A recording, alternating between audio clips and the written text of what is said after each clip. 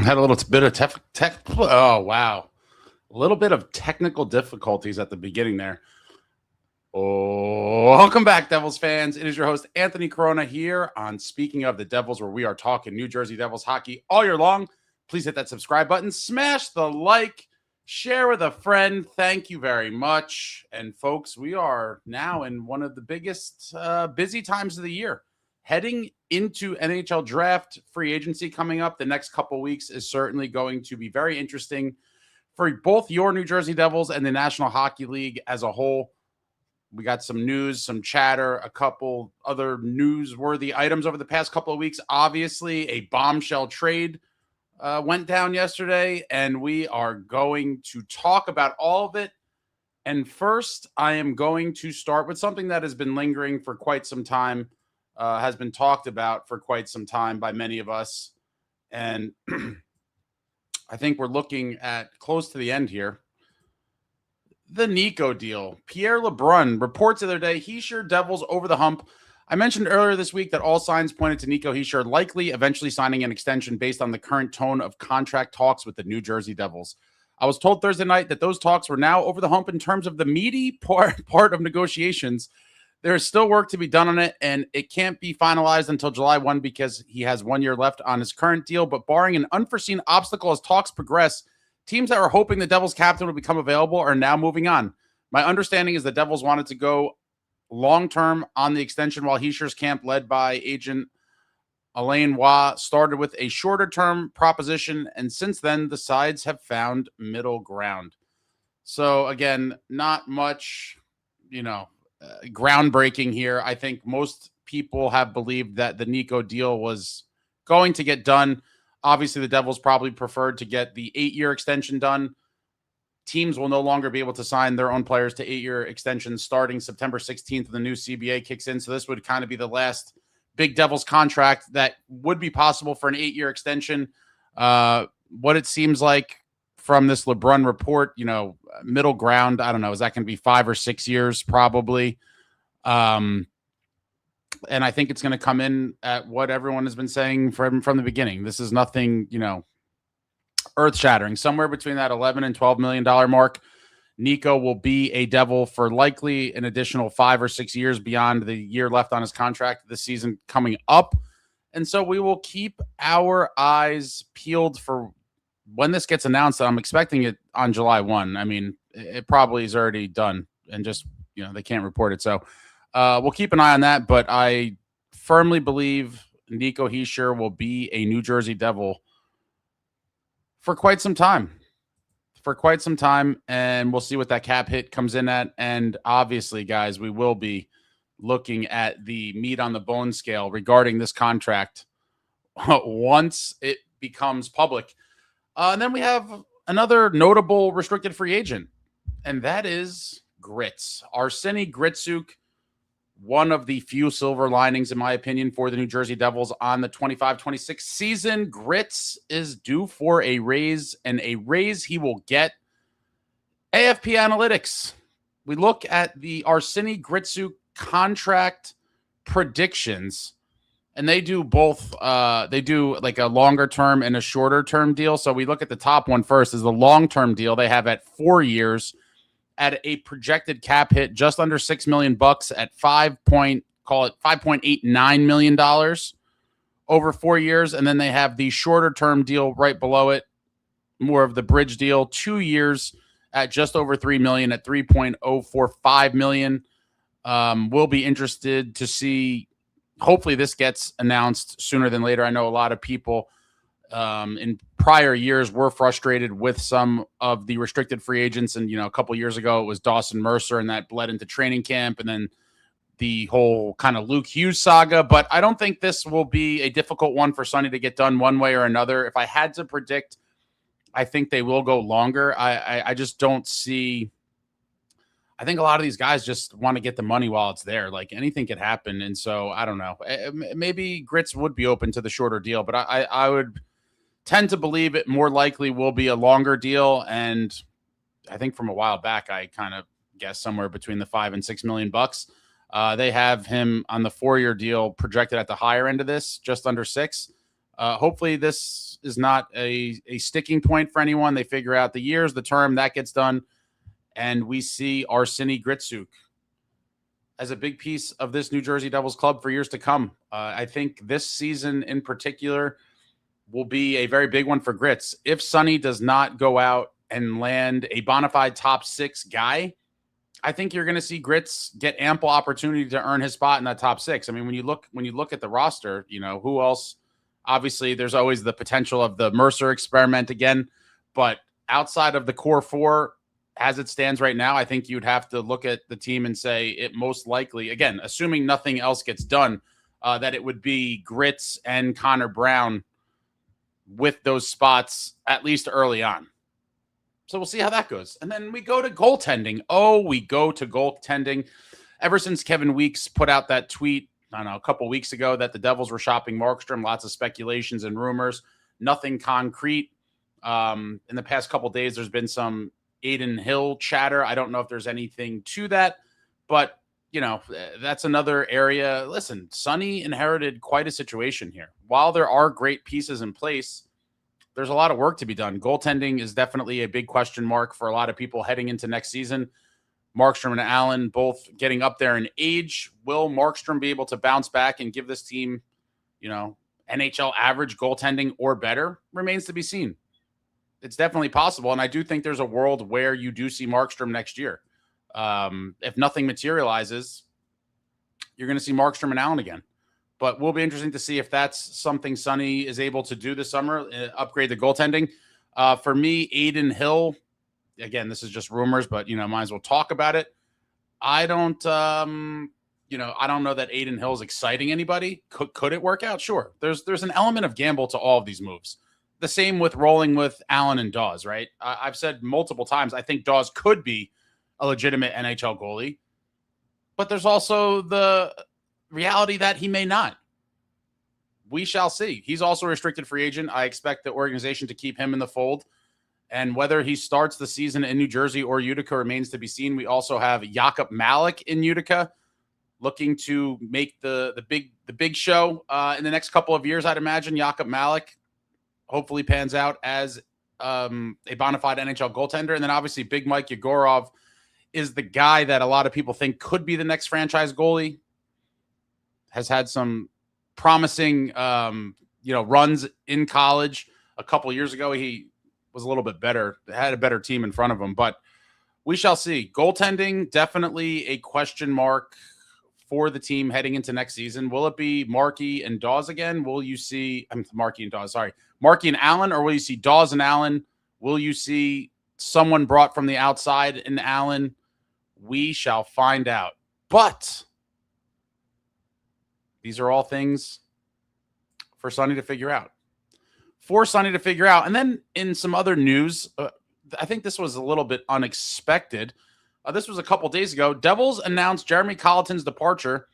This one was short and sweet. The New Jersey Devils have announced that assistant coach Jeremy Colliton is leaving the organization to pursue other business opportunities. The search for a replacement will begin immediately. Kind of odd timing, I thought. And the phrase "to pursue other business opportunities" is leading most people to speculate that it will not be in hockey. And so who really knows? Colliton was in charge of the power play. A lot of people have mixed feelings on him. At times, the power play did look great. At times, it did not. Just kind of a microcosm, I would say, of the New Jersey Devils as a whole. Some nights they looked amazing. Some nights they looked not so amazing. But Colliton is out, and this is coming, I don't know now, the weeks are flying by, guys. A few weeks or a month after they announced that Breland would be moving to a different role within the organization, so leaving potentially 2 assistant coaching spots for the New Jersey Devils for next season.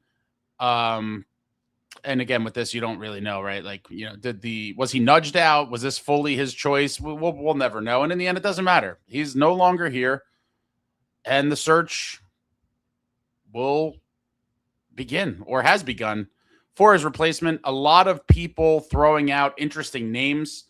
I've seen people talk about Pavelski. People have talked about former Devils. People have talked about former head coaches or assistant coaches in the league. And that'll be an interesting one. Who is going to be on the staff for next season? Personally, I do believe that this team and many others could benefit from guys who have been there before. I personally have a little bit of a bias towards guys that played in this league in some of these assistant roles. I think the experience they could draw from and even on a more kind of finite level with some skills and things. A couple people I think had thrown out Scotty Gomez.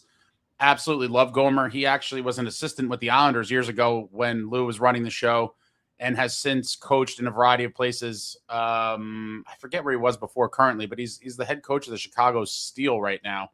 But Gomer would certainly be interesting to me. I don't know if the Devils will talk to him about that, or, some people threw out Kirk Muller. Obviously, there's some people, Tortorella. There's some other names. There's a lot of names I'm interested in. Eventually, I'm going to get to the chat, guys, so bear with me. Let me just get through. We have a full docket here. But after I get through all this stuff, I obviously will be jumping to the chat to collect some of your thoughts. But very interesting. What is going to become of the staff? Is Keefe going to find some other guys that he has worked with in the past? Is Sunny Mehta going to have a say in this? Is he going to suggest some guys? We'll see. But there's a lot of question marks going into this summer, this big offseason, and assistant coach is on the list among all of the other topics that we have talked about. Who replaces Colliton? We shall find out. And another big restricted free agent. Shimon Nemeth. Another guy we have talked about for a long time. What does the future hold for Nemo? And before we get to some of his contract projections and things, in true Shimon Nemeth fashion, Nemo is once again getting after it in the offseason. And this is from Liptov Sports Institute, where he trains, where we got all those great videos. And look at this. Look at this kid. Animal. I'm going to play it one more time. Shimon Nemeth is putting in the work, kids. Shimon Nemeth is putting in the work. Will he be dealt this offseason? Will he sign with the New Jersey Devils? That's probably one of the bigger. He's definitely one of the biggest trade pieces the Devils have, obviously, outside of if you start trying to tinker with the core, and I don't expect that to happen whatsoever. So in terms of tradable assets, I mean, Nemo is going to be at the top of a lot of teams' lists for sure in any potential trades, but he's putting in that work. You got to give him the credit. He had a great offseason last year. I'd have to believe that training was part of the season that he had. He looked absolutely phenomenal and was just scoring clutch goals left and right before that injury, and he didn't really look the same after he came back. But Nemo's putting in the work. Is he going to be a Devil next season? Will he be someone else? Will he be somewhere else? I do think, again, we go back to the Nemo Dougie thing. There's just no way the Devils could afford both of them. And I'd predicted from, I don't know, pretty long ago that I thought Dougie would be the one that sticks around. But that's another tricky one. I just can't see them both being back. I do think Sunny will likely, if I had to guess, I would imagine he kind of feels out different trade packages for both of them and kind of assesses from there what he's going to do. I think that's pretty much the only choice he has, is just to kind of see what he could get for each, how that puts the team in terms of the cap, what Nemo's going to want. And we'll see. I think Dougie is likely the front runner to remain here, but crazier things have happened. And again, there's obviously the other scenario where somehow they're both gone. I think that would be an incredible gamble, but that does free up a lot of cap space and would allow Sunny to make some moves up front or possibly goaltending. I mean, there's so many things, guys. Like we talk about, everything's a domino. Cap era, only have so much money. Every deal you make affects what you're going to be able to do for the rest of the roster. And we'll see what Sunny thinks about that right side of the D with Nemo and Dougie there. Dougie getting paid $9 million. And we look at the Nemo projections, courtesy of AFP Analytics. And again, they do the long-term and the short-term. Their long-term for Nemo's 7 years at a cap hit just over $8 million, 8.060. And I do think a lot of people, I've been talking about this for months. You have to realize this is the new cap era. I know a lot of people are going to hear $8 million for Nemo and think it's absolutely crazy. And while I would say it's probably a little bit more than the Devils want to pay, on a long-term deal, I think that's what you're looking at, right around $8 million. Obviously, the lower the better, but it seems pretty much in line with what these guys are getting paid now. This is a new cap era, folks. So they got the projected 7-year deal at a little over $8 million, and then they have the 2-year deal at a little under 4.5 at $4.473 million for the 2-year. And again, if I had to predict, I would have to believe that Nemo would prefer the longer term deal. I mean, it seems like most of these guys just want to get the money like secured. They secure the bag. It seems to be the mentality, but you never know.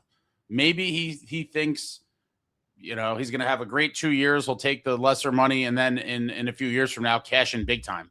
I just don't think it's going to happen, but we'll see how that goes. What is going to become of Nemo? Definitely probably one of the bigger plot lines for the Devils heading into the summer, and especially given the perceived trade value that he would bring back either by himself or in a package. It's certainly intriguing, but that's what we got on Nemo, guys. What is going to become of Nemo? And then today,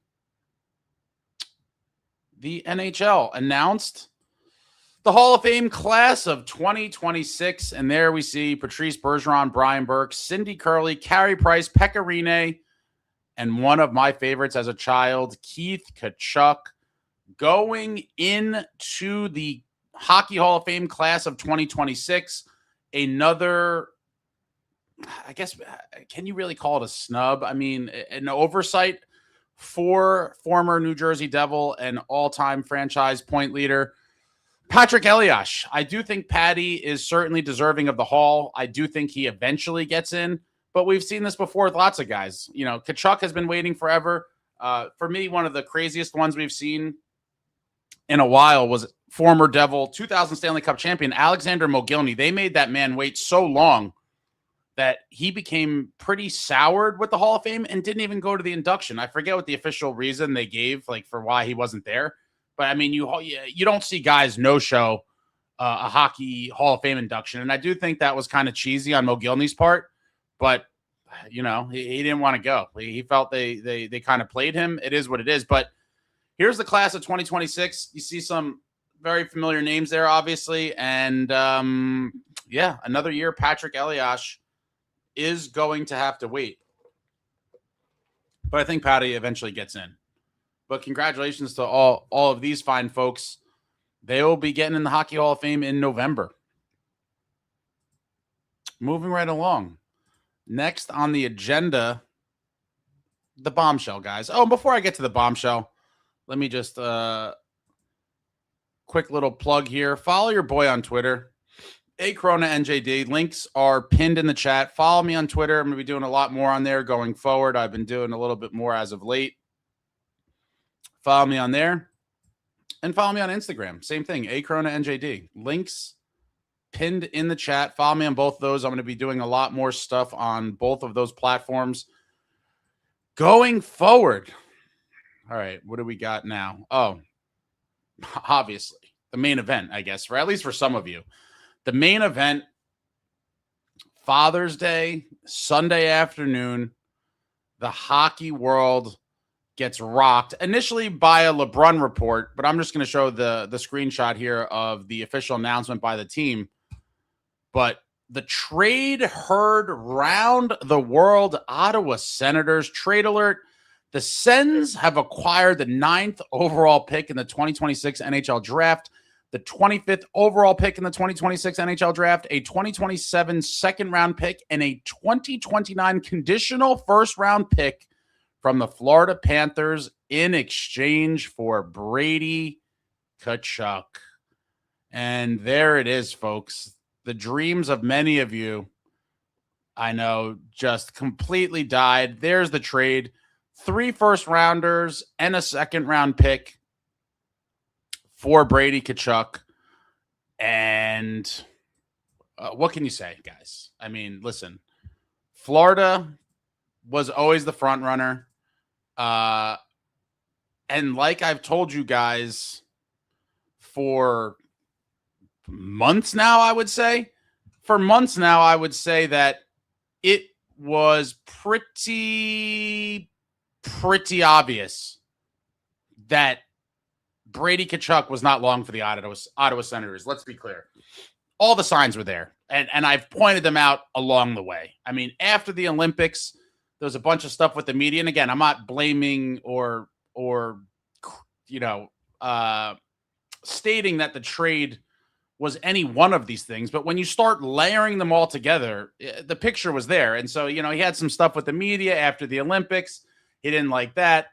Ottawa, obviously, listen, to their credit, they've done something the New Jersey Devils have not been able to do in forever, and that is make it to the playoffs back-to-back years.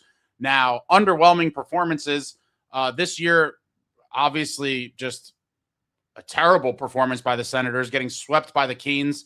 Brady had no points. A lot of people were down on him with that, but I think it was just a culmination of everything.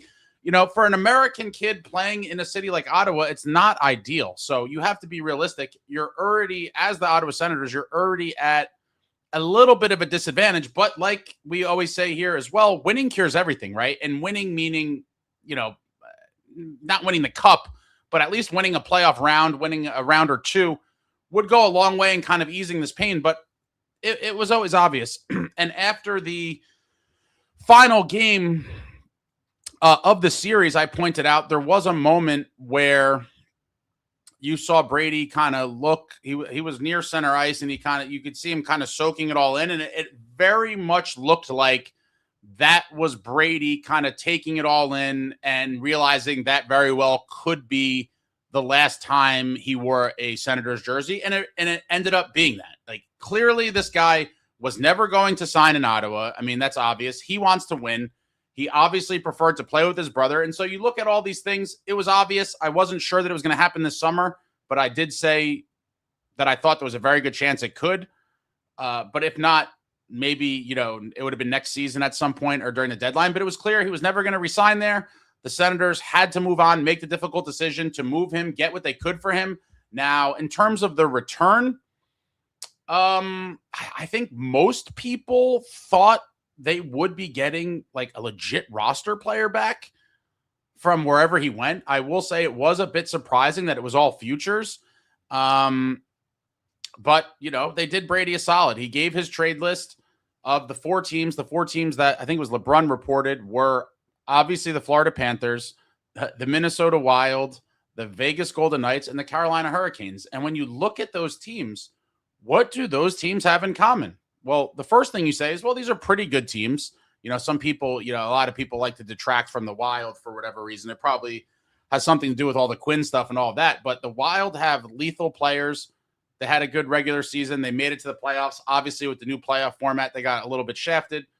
Had to play the Stars, who are a very good team. And so, it is what it is. But if you look at teams and what you kind of expect for them going forward, I would say the Wild are a legitimate contender. And a lot of people will disagree. That's fine. But they're clearly viewed as a legitimate contender by many of the top players in the league today, as evidenced by the fact that Dylan Larkin had literally the same exact list, minus the Hurricanes. And now there's other stories on him. But when Larkin went to the Red Wings, his initial list was literally the same as Brady Tkachuk's: Florida Panthers, Minnesota Wild, Vegas Golden Knights. Winning programs in a position to win now, with management that has demonstrated they are going to maneuver as a win now team. Now you might say, well, what does maneuvering as a win now team mean? It means having complete disregard for first round picks. And this is something I've talked about here, and I know a lot of you will disagree. I know a lot of you will agree as well. This is a very polarizing topic, but in the end, when you are in a team's true contention window, first round picks mean absolutely nothing. The time to win is now. First round picks are not going to help the team win in the next 2-3 years for the most part. Obviously, a little asterisk there. You could get the outliers, but for the most part, first round picks are not moving the needle in the near future to bring teams closer to a Stanley Cup. And so what do winning programs do? They say the same thing the New York Knicks said about the Bridges deal with the picks. That's what they say. They deal them away for win now pieces. And guess what, friends? For the Florida Panthers, there was no more win now player on the board. potentially up for grabs than Brady Tkachuk. And credit to Bill Zito, a very good GM. I've pumped this guy's tires for several years now. He operates like a win now guy. That's it. The picks, they're not going to help me win. After going to 3 finals, winning back-to-back cups, obviously a down year, all the injuries and stuff, they're looking to reload for next season. They go out, they unite the Tkachuk brothers. He deals 3 first-rounders and a second, and he's trying to win now. That's it. I mean, Panthers fans must be on cloud 9 to see what Zito has already done in his past and then continuing to move on this trajectory. Win now. Win now. People need to realize, I know a lot of you are obsessed with stocking draft capital and all this stuff. No pain, no gain, guys. No pain, no gain. If you don't have a GM who's going to take the chips when the time is right and shove them in the middle and say, we're going to make a push here, that's how you end up being a mediocre team for a long time. And when you look at the teams that have pretty good track records, the Golden Knights, Brisebois with the Lightning was trading them for first-round picks away for a while. The Panthers have traded away a ton of first-round picks. That's how you do it. When your team is truly in the window, you say, unfortunately, we're gonna mortgage some of our future, and we are going to try to make a push now. He did it once again, landing Brady, and who even knows if the Devils even tried? But it didn't matter. A lot of people, and I always said from months ago, it was a long shot to ever get him here. You know, it made sense, I think, from the Devils' perspective to try, but we weren't. The Devils weren't even on the list. You saw the list, the usual suspects, and there's a reason that Larkin and Brady Tkachuk's list, and many other guys who we may never even hear of a list of that kind. Why you see the same teams over and over again? Players believe they are positioned to win in the short-term future, and they have faith in management. Management that has exhibited a willingness to win, a willingness to make win-now moves time and time and time again. Keep in mind, Sunny Mehta was with Zito in Florida for a long time. How much of that philosophy does Sunny Mehta share? Is he willing to, when he feels the time is right? And again, it might not be now. Sunny's plan, we have no idea. Sunny's a poker player. He's keeping the cards close to the vest. We don't know what he's kind of looking at in terms of his internal timeline. At his introductory press conference, he said he wanted to win now and win later, which is nice. I like that, trying to win now and later. But does he share some of those same philosophies that Zito does? Is he willing to make a calculated gamble? And by everything he said thus far, it seems like he is. He is going to weigh the pros and cons of these types of decisions, and he's going to do what he thinks is in the best interest of the organization. And in this case for Zito, it was shipping away 3 first-rounders and a second to bring in the known commodity, a win-now piece, Brady Tkachuk, and I fully expect the Florida Panthers to be a deadly team next year. I really do. You know, you're looking at a potential second line of the Tkachuk brothers with Sam Bennett. That is a terrifying line. To watch a line like that in the playoffs, look out. They put the NHL on notice. But I'm curious what some of you would have said about that return in a hypothetical world where the Devils gave up that exact package. 3 first-rounders and a second. I think many of you would have been like, oh, my God, it was an overpay. But you guys know my stance on that. When you're getting a guy like that, especially if you believe you're in the contention window. Now, a lot of you will disagree on where the Devils are at in terms of truly contending, but I believe that window really opened during that 22-23 season.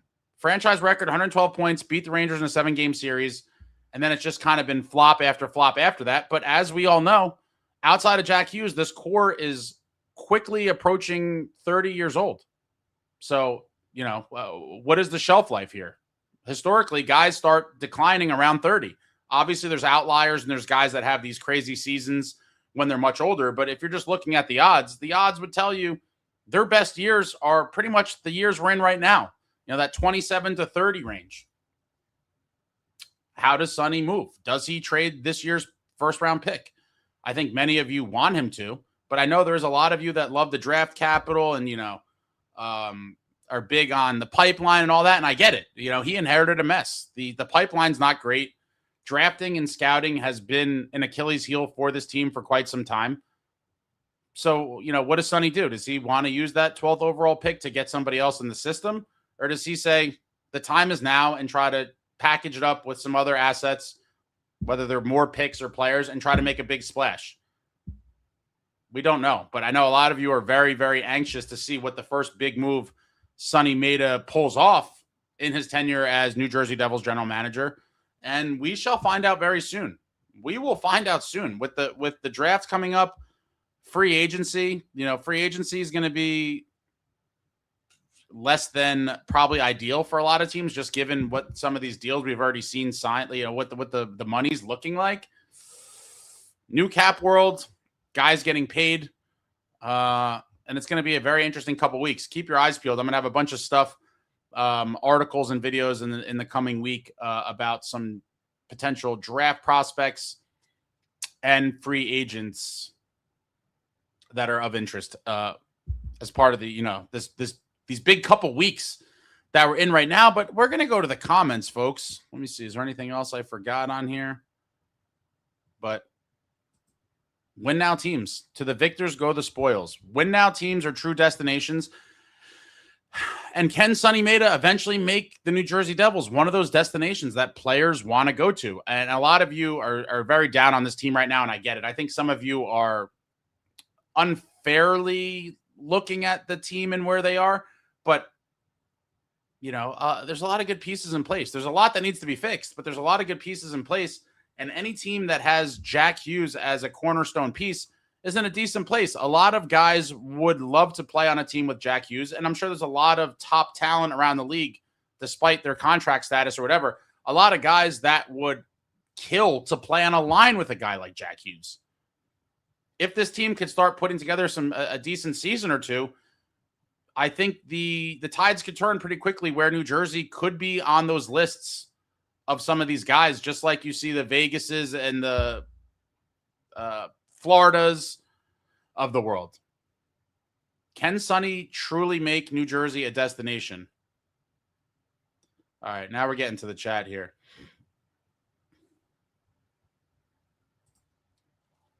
Jay Snow, I really hope Nemo is gone in a trade. If I had to bet, I would bet that is the most likely scenario, but you never know how these things are going to go. What is the true number he's looking for? You'd have to imagine it's going to be at a minimum in that $7.5 to $8 million, if not more.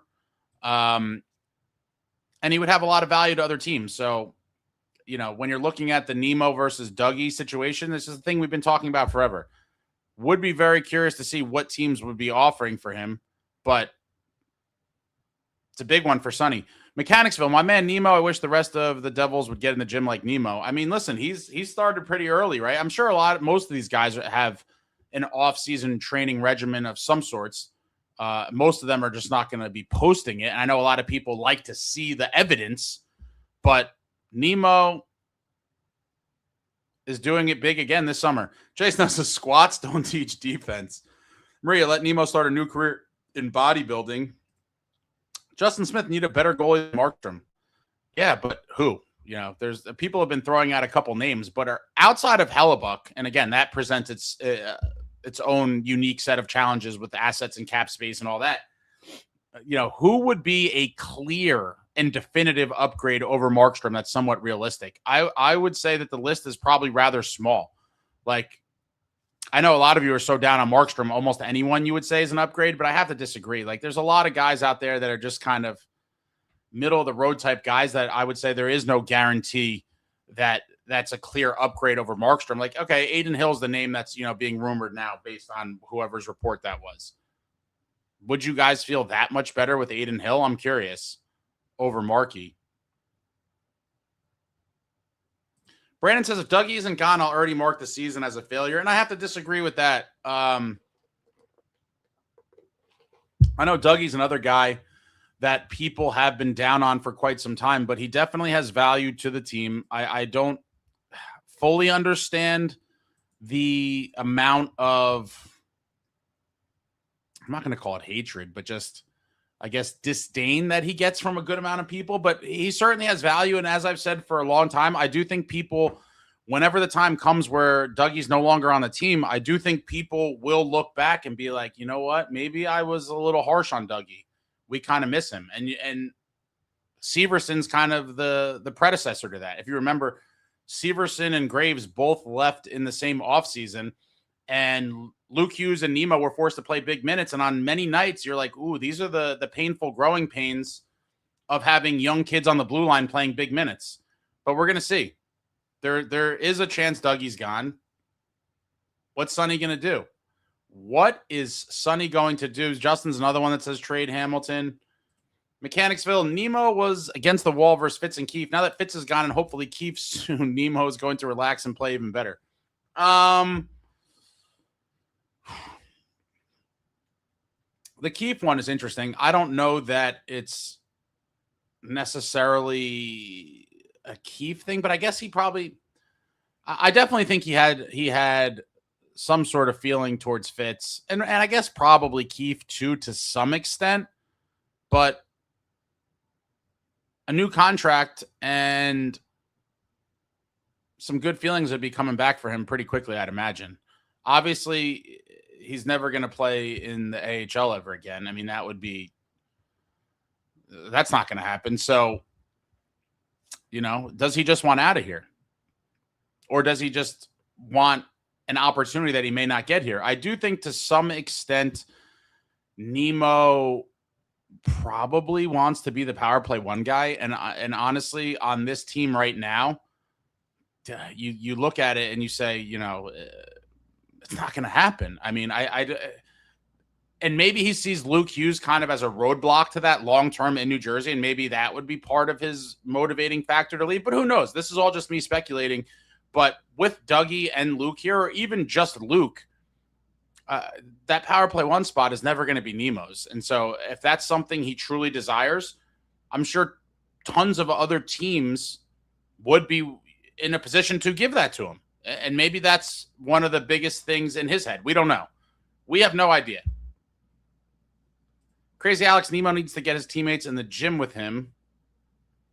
What's going on, Maria? Steven Engel says, same old, just waiting for Friday and July 1st. 2 big days. 2 big days. I'm also curious. Let me know in the chat. I'm going to speed up through here. I'm curious what your guys' thoughts are with, the 2 biggest ones, I guess, that are off the top of my head are, do you believe in this hypothetical world that Aiden Hill is a definitive upgrade over Markey? I'm curious to see where you people are with that. And then the other one is, do you want the Devils to draft with the 12th overall pick or trade it? I'm curious to see what you guys are at with that. Walter Crunk with the Tony Soprano profile photo. I could live with that short-term deal for Nemitz. Yeah, I'm sure many people would be happy with that. To have Nemo at, what was their prediction? Like it was around 4.5. The projection was like 4.5 million. I just can't see Nemo signing it, but who knows? Maybe he does, and then he looks to cash in big time afterwards. I think the Devils would probably be thrilled, at least in the short term, to have Nemo at 4.5 million bucks. But all that means is you're on borrowed time, because when that contract is up, with the cap projected to go where it's going to go, at that point you're talking about Nemo probably, assuming that he has 2 decent seasons or good seasons, looking at 10 million bucks plus. So it's kind of a catch-22. Mechanicsville says, to the guys trashing Nemo's defense, I guess you guys have never watched NHL. 21-year-olds rarely play good defense in the NHL. It takes time. That's another thing that people, and this applies to Luke Hughes as well, people just see these big dollar contracts being thrown around and I think have unrealistic expectations. And now I understand people are going to point to Schaefer and some of these other guys, but not everybody's the same. It takes time to adjust to the NHL, especially on defense. And you got to be patient. Most of these guys are not going to become the studs the team is hoping they're going to become like right away. These are young kids. Meadowlander says Ottawa needs a left winger now. I have seen some reports that now with all of the picks they have, they're looking to get a top 6 guy.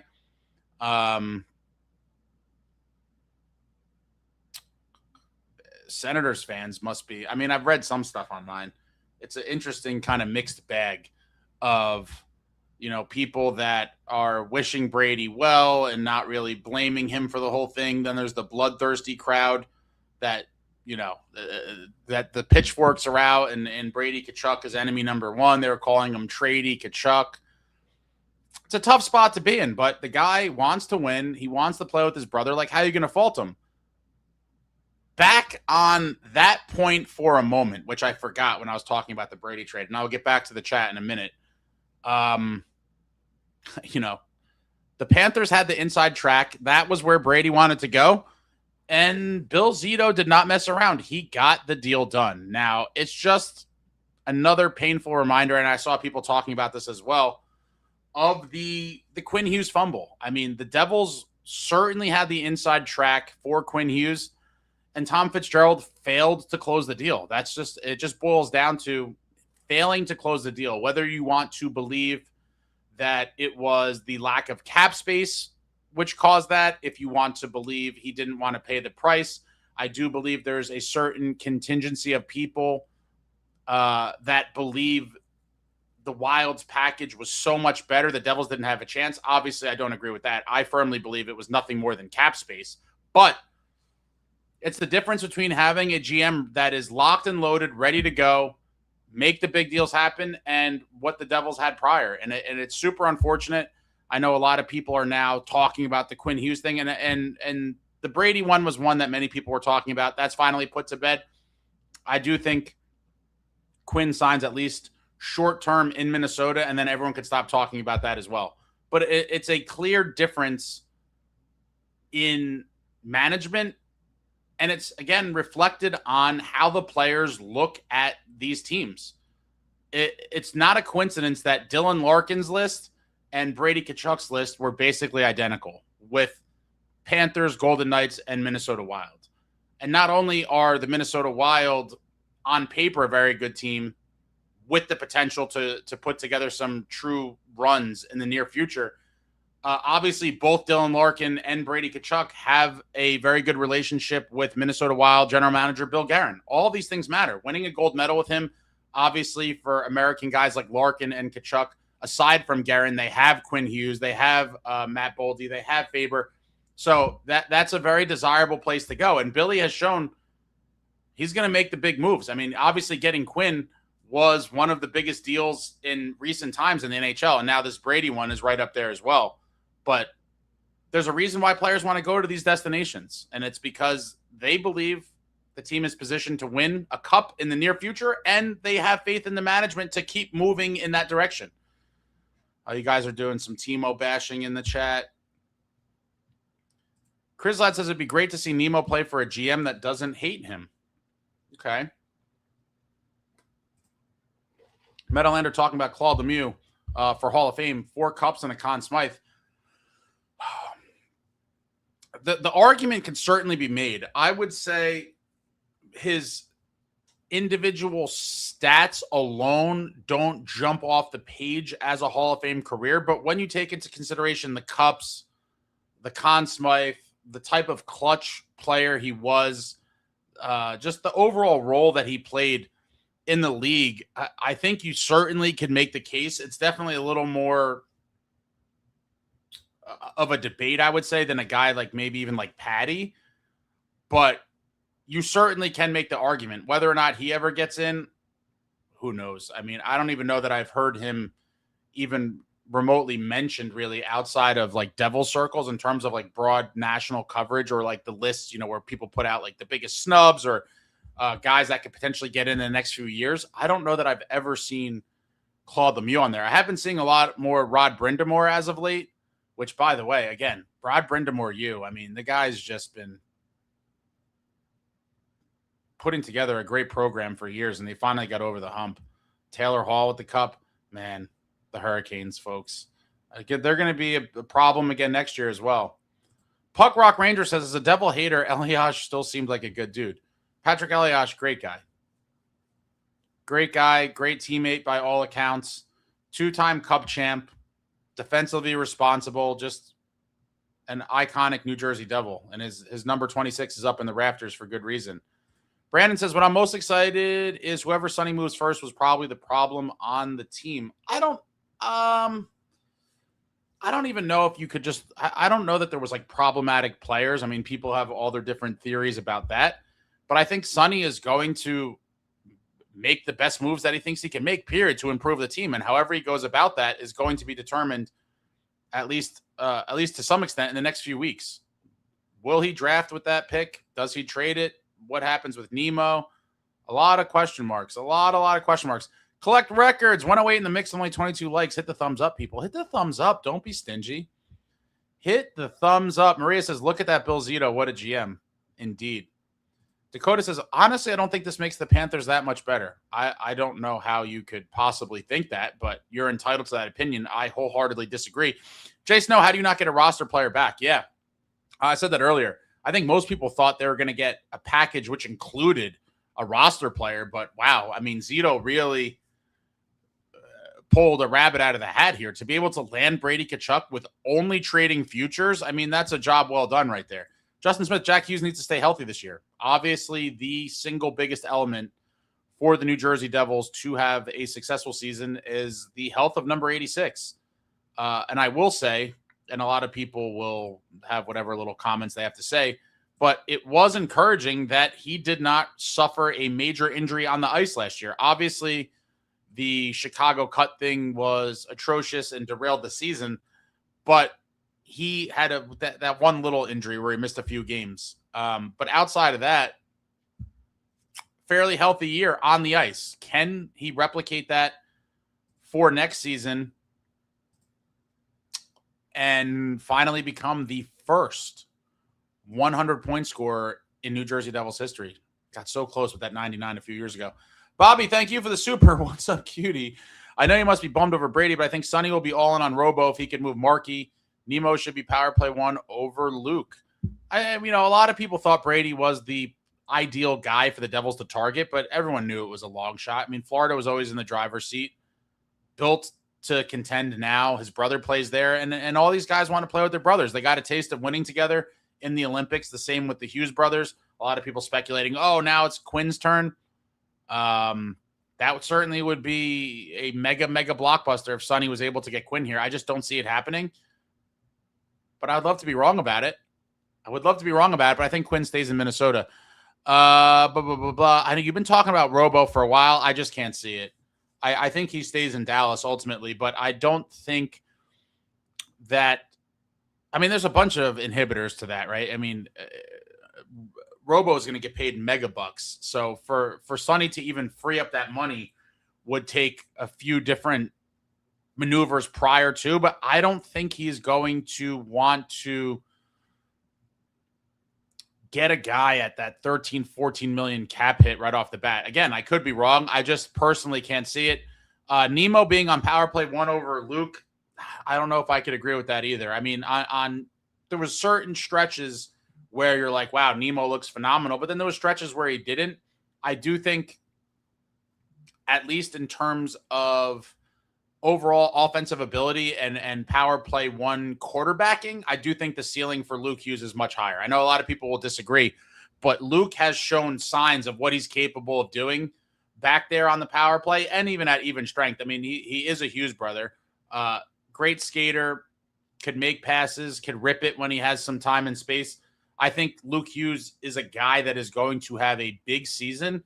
I think he personally needs a big season this year, and the team needs one from him. And I think you're going to see it this year. I think he's going to get a lot of power play time, and I think he's going to do damage.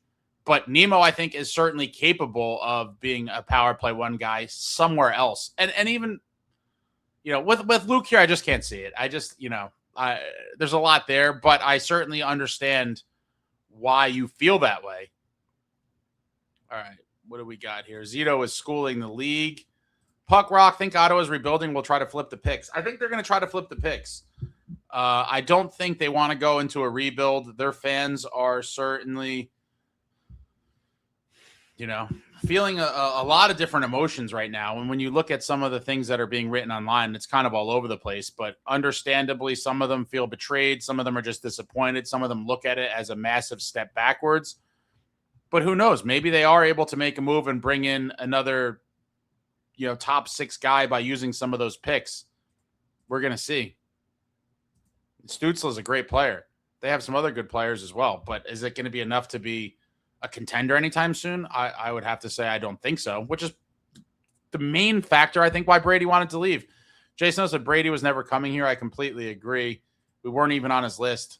I know a lot of people were disappointed with that as well. I'm not shocked. I mean, when you look at the teams that he listed, I mean, if you're being realistic, how could you convince yourself to believe that the Devils would be a more attractive destination? Now, in this particular instance, maybe myself and others put more stock just into the fueling the whole thing that, he has the summer house here. His wife is from here. But in the end, guys, it just goes to show you, even with those ties and Brady being really good friends with the Hughes family and having the summer house in New Jersey and his wife being from here, in the end, all of that takes a backseat to winning. And then obviously with the Florida scenario, playing with his brother, like the Devils weren't topping any of those destinations in his mind. Chris Ladd, Jason, depends on if the Sens can take those picks back and get a Jason Robertson. I can't see him doing it. I think there was a report, I forget who wrote it. Someone was like, Robertson has no interest in Ottawa, but who knows if they come with enough money. But I feel like they would have to really, really overbid everybody else to get him to go there. Matthew E., let's play the game. We have to guess a number 1 to 1,000,000, and whoever guesses it first wins a piece of candy. Let's not. Yeah, I can't see Robertson going near Ottawa either, John. Rendich 2 had a small hope on Brady, but another person with the Wild on their list and not NJ has sealed my thoughts on Quinn ever coming here. That hope is dead now. Well, the difference, though, is the brother thing. You can't discredit the brother thing. I think if Matthew Tkachuk was on the Devils would have probably been number 1 for Brady. I still believe that if Quinn were to leave Minnesota, the Devils would, if not be his number 1 preferred destination, they'd be on the short list. But Sonny's got some work to do. Make guys want to come here. Quinn wanted to play with his brother, but we had an incompetent GM. Brandon, the only good thing about this Brady situation is it might make it easier for Quinn to come here, seeing someone else make that move. I don't think personally that a lot of people are putting out that theory too. I don't think that personally is going to impact Quinn Hughes either way. I think he is in the unique position because he has 2 brothers on the Devils that he has a pretty good oversight into, the organization. Obviously, it's a little bit different now with Sunny here versus Fitz, who the family was close with. But in the end, that's going to be up to Quinn Hughes, whether he tells Billy G, we gave it a run, or get me to New Jersey and get whatever you can for me. I still think he's going to sign there, but we're going to see. A lot of people are still holding out that Quinn Hughes hope. I personally don't think it's happening. I could see it maybe after, this, if he signs for a few years with the Wild, at that point they revisit it. But I do think there was that finite window for Fitz to make it happen. He didn't make it happen, and now we are where we are in the trajectory of the Quinn Hughes saga. Yeah, 3 of the teams that have won the Cup in the last 4 seasons. Yeah, they're good. They're good teams. Mechanicsville says Wild won't win a Cup.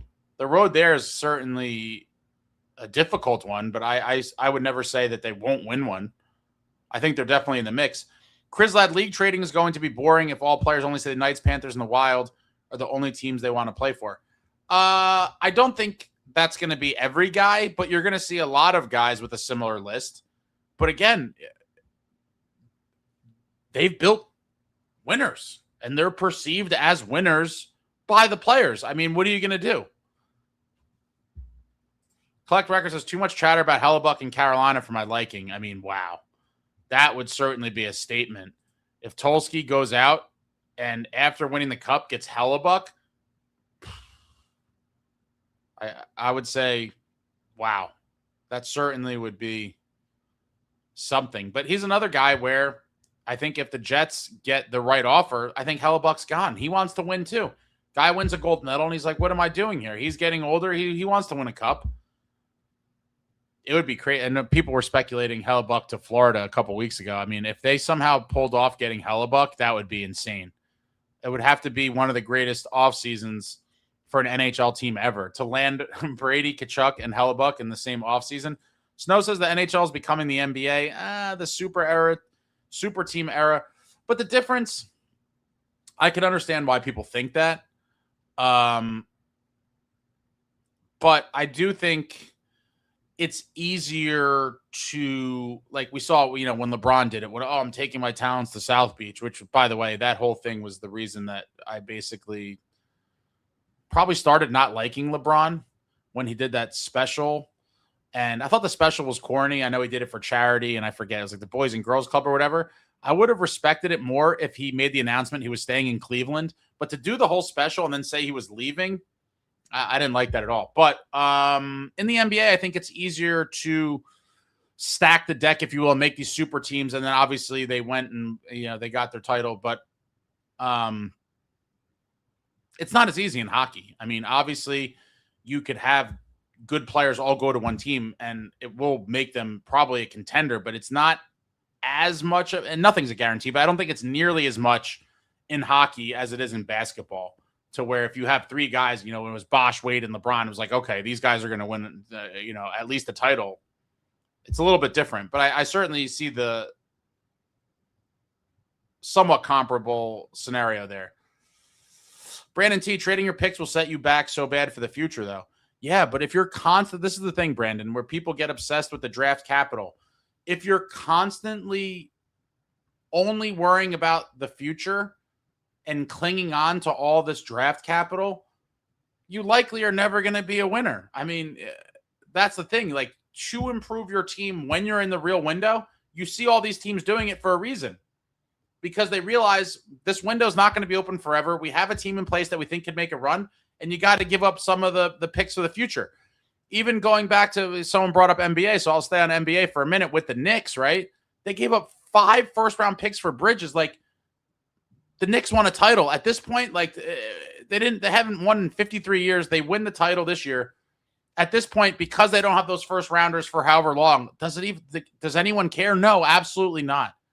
Absolutely not. All you got to do is win, and it does not matter. It's unfortunate. Yeah, you're gonna have some lulls in the future, but that's unavoidable. Every team, good team that wins a championship or championships, you can't stay on top forever. That's sports, right? And so there's peaks and valleys, and that comes with the territory. But teams that truly want to win now and go on runs, they're not valuing those picks the same way that many fans do. Rendich, I agree the Wild won't win the Cup, but sadly Quinn is like 99% signing there July 1. I certainly agree with the Quinn signing there. Vecna Fitzgerald, I just think we'll never beat Florida or Carolina. We need a whole bunch of pieces to do so. I mean, I guess it depends on what is your definition of whole bunch. But obviously, when you see what Carolina has done to the Devils for forever now, and Florida improving by grabbing Brady, those are going to be 2 strong teams in the East. But if you want to go on a run, you have to be able to beat teams like this. It's not going to be easy to do it, but I do believe that you're going to see a different Jack Hughes next year. I do think both on and off the ice, you saw a different Jack Hughes after the Olympics. I think you're going to see the next level of Jack Hughes be unlocked during the 26-27 season. Devils miss playoffs next year. It's time to sell everything, says Jay Snow. I mean, that would be that'd be a calamity. That would certainly be a calamity. I can't see it happening, assuming the team stays fairly healthy. If Jack doesn't miss a ton of time, I think the Devils are a playoff team fairly easily. Metalander, after Larkin finds his way to Tampa, the power center will be in Florida right through Jack's contract. I think I saw Larkin's new preferred destination is Dallas. But, all these rumors, we're going to see, there's the potential to see some big-time deals across the league in the next couple of weeks. Rendich, I hate being a doomer, but not going to lie, I agree, Snow. The sooner we restart, the sooner we can compete for real. Well, what is your definition of a restart? You're suggesting a rebuild? Chris, the Sharks are going to soon be the next big trade destination for players. Yeah, they're obviously a franchise on the rise. Macklin, Celebrini. I mean, how could you not be excited about, as an NHL player, excited about the possibility to play with that kid? I mean, he's a freak.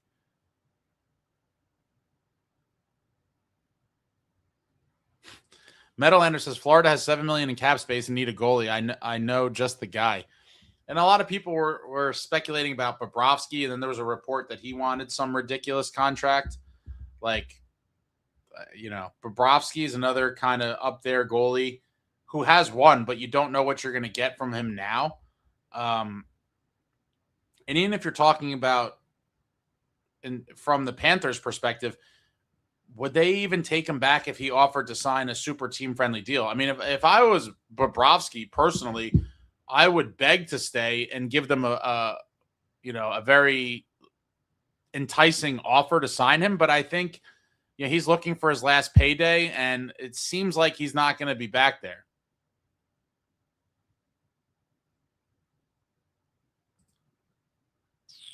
Snow says, I'm not in love with everyone to Florida, Vegas, and Minnie. It makes the league bad. Well, these are just the most recent guys that happen to be American. So you're going to see a little bit of that bias as well. But I'm sure there's other guys that have other. I don't think it's every single guy in the league wants to go to those same teams. They'll definitely be on the list, but there's going to be guys that have other teams that were not on their lists. But you guys are worried about the super team era of the NHL. I mean, it's definitely interesting. Chris Ladd, hopefully Zito rubbed off a lot on Sunny and the Devils get major deals. Who would you like to see Sunny target?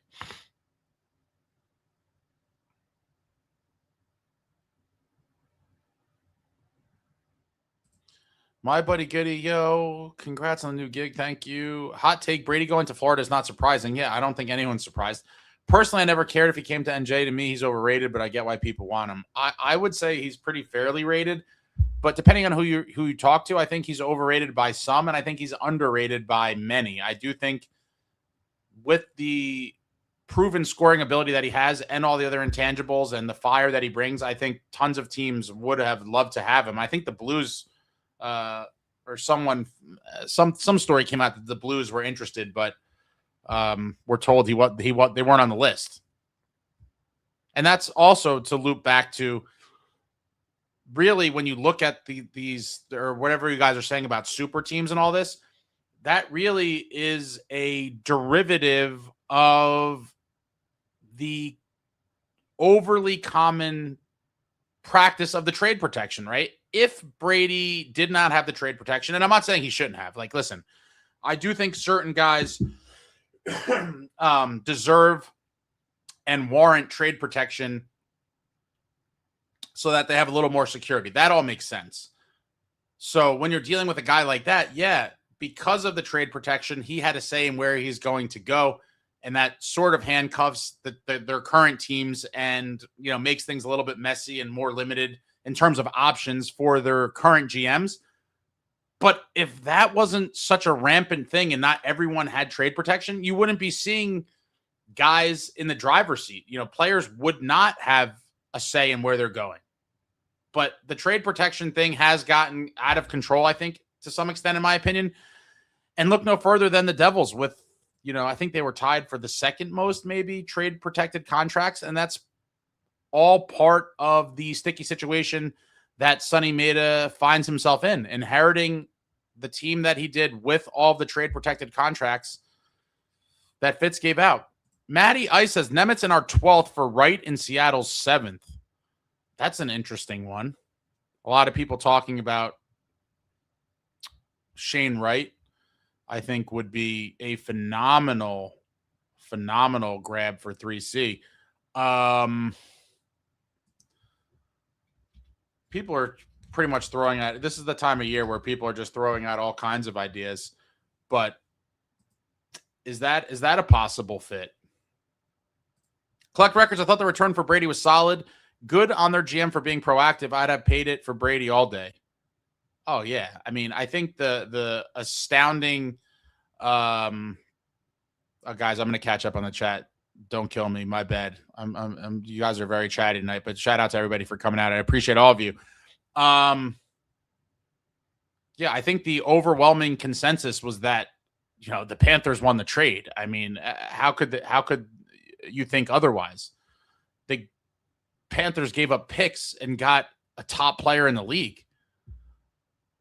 Matty Ice says, I want Nyes on Jack's wing. I've said forever, I don't think they're trading him, but Chrislet says, Matty, at this point, that's an overpay for Wright. I could see people thinking that too, but depending on, well, it's curious. What did he say? To swap the first rounders to get Seattle 7th? And I guess it would depend, Krislad, on whether you thought the Devils were going in that hypothetical trade, if they were going to then turn around and flip that 7th overall in a different package or draft with it. A lot of question marks surrounding that, but I could certainly see people thinking that. Snow says, hopefully Zito wasn't doing all the heavy lifting and Sunny was just a passenger down there. I don't think that is the case. And kind of to piggyback off that, I think many are hoping that Sunny was way more involved than people realize, which very well could be the case as well. Amagi, top 6 guy, Timo finding his game in either new goaltender or Markey not even wet farts in my top 3 wishes. Matty Ice says, I agree, but from what I heard, Nemitz wants 10 million AAV. We're not paying that. I mean, that's kind of crazy. That is kind of crazy. Mechanicsville, no one demanding to come to NJ. The NJD will have to prove it before any free agents asked to come here. Last year, the NHL saw the stink on our locker room. Yeah, but like I always say, guys, winning cures all. Let the Devils go to the conference finals this upcoming season, and I think a lot of the narratives and just the way the Devils are looked at around the league and by other players would change in a hurry. Brown, Hornet, Nemo is gone. It's negotiation, go high and come down. He'll be traded, and Markey is gone as well. Definitely possible. Devils are beastly. Hard pass on trading Nemo. Only way I do that is if he won't sign for less than 10 mil. Okay. So I'm assuming then that means you're on the train of sign Nemo and deal Dougie. Amagi, I wouldn't be so mad if Markstrom didn't make $6 million a year. Why $6 million? I've talked about this. That deal definitely, or I can't say definitely, but it certainly seems like that was something discussed and or promised to him by the team at some point well before the deal was announced. And it may have even been a point of conversation to get him to agree to come here in the first place. If you remember, it seemed like he wasn't so hot on the idea originally. And then eventually he did come here. So, is this something that was kind of behind the scenes pending for a while? The timing of the announcement obviously was, devastating to many. I mean, to announce that extension amidst the season that he was having and the team was having certainly was a horrible optics situation. But I don't think, that wasn't something that was predetermined. I just have to believe it was. For as much as people want to bash Fitz and everything, I cannot for 1 second believe that given the season that Markey was having, that Fitz sat there and was like, you know what? We got to extend this guy right now for 2 more years at $6 million. Like that was definitely done beforehand. Markey lets in some soft goals. Absolutely. All goalies do. Did he give up a ton last year? Absolutely. I'm not making excuses for the guy. He did not have a good season. Played through injury, it seems, for a lot of it.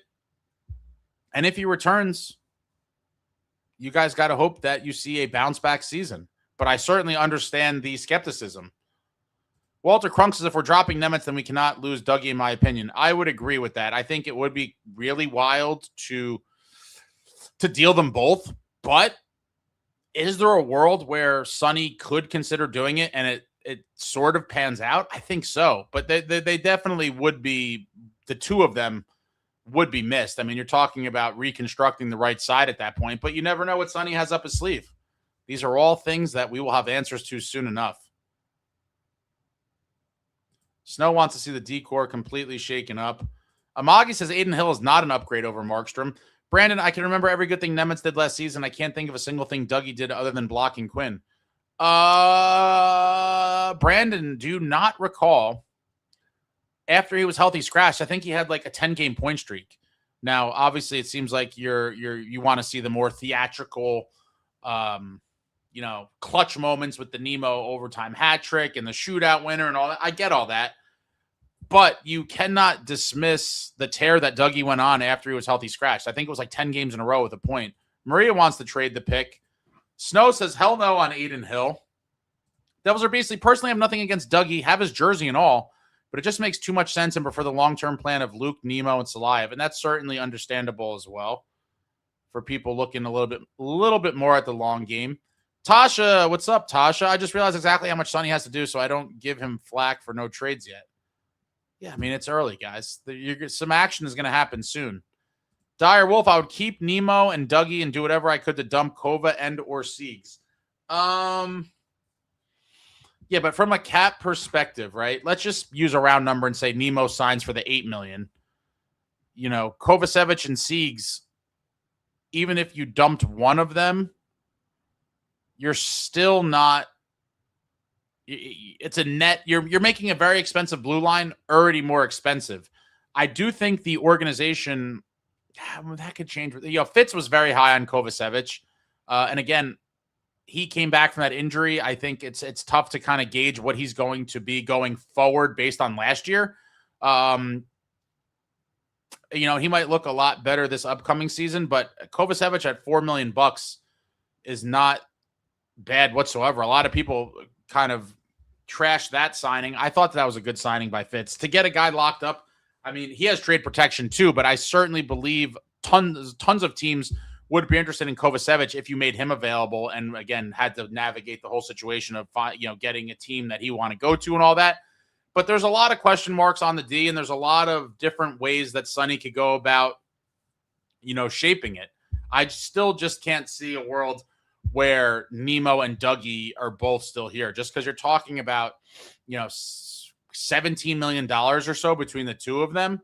It's a lot of money. Matty Ice says Hill is not an upgrade over Markey. I would trade the 12th pick. I'm surprised. I thought some people would be so down on Markey that they would say Hill is an upgrade. I agree with you guys. I don't think it's a definitive upgrade. It could be, but it's not like this, you know, foregone conclusion. Collect Record says Hill's not an upgrade. 1,000% trade the pick. You know where I'm at with that. Bobby, thank you for the super. Imagine if Fitz wasn't worried about stroking his ego and we drafted Wyatt Johnston instead of Luke. We'd have a fantastic top 6 and we wouldn't be in this mess with Nemo. Yeah, but you're going to do the revisionist history. Like, I get it. Johnston's a beast.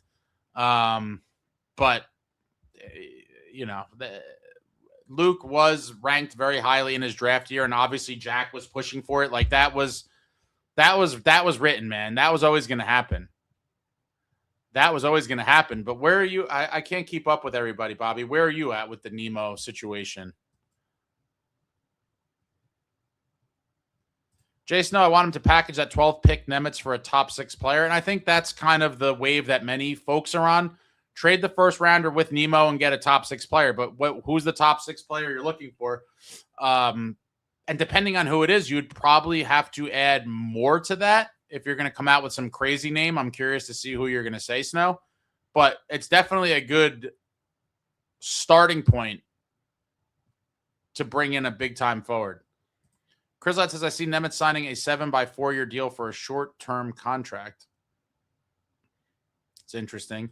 Snow, Luke's over 200 games played. He should be further along than he is. I think you're going to see a big season out of Luke.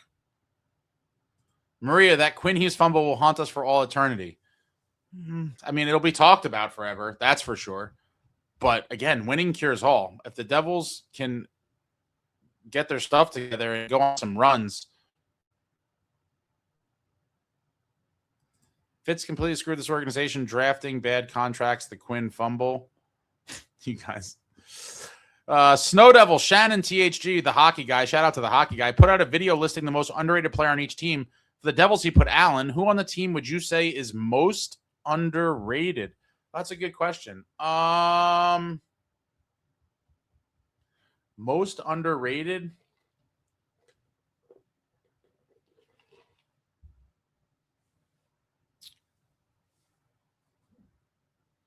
Most underrated. I mean, there's definitely a case for Allen, obviously. He was very solid last year. Without Jake Allen, the season could have been much uglier. I would say Allen's a good one. I guess if we're just going with, you know, I don't know if you're talking about last season, if you're talking about overall. But if we're talking about last season, I probably have to go, at least in the conversation, would be Cody Glass. I mean, he had a pretty big season. I don't know that he will be able to replicate that this year. What did he finish with?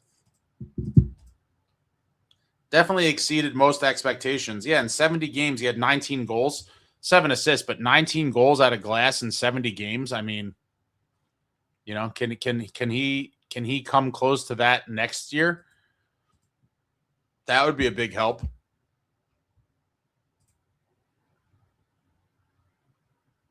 Amagi has Allen, Brown, or Bratt. Jay Snow, Jack's watching the Tkachuks go play together, knowing him and Quinn should be doing the same. Yeah. Easier said than done. I think Billy Guerin's going to be very convincing. Bobby, thank you again. Always, you know damn well I love Nemo and want to keep him. I think he's our future on D, but say if we could trade him and get an elite top 6, I'll live. The one thing that I do think, and I know a lot of people, no matter what, would be bummed if Nemo is dealt. I don't think he's going to be dealt. I don't think he's going to be dealt in a deal that's going to leave people disappointed, if that makes sense. And the possibility is there. But I do think if he is going to be dealt, it's going to be for something somewhat substantial where, you know, to your comment here where you said an elite top 6, I'll live. I don't know. Yeah, what is your definition of elite?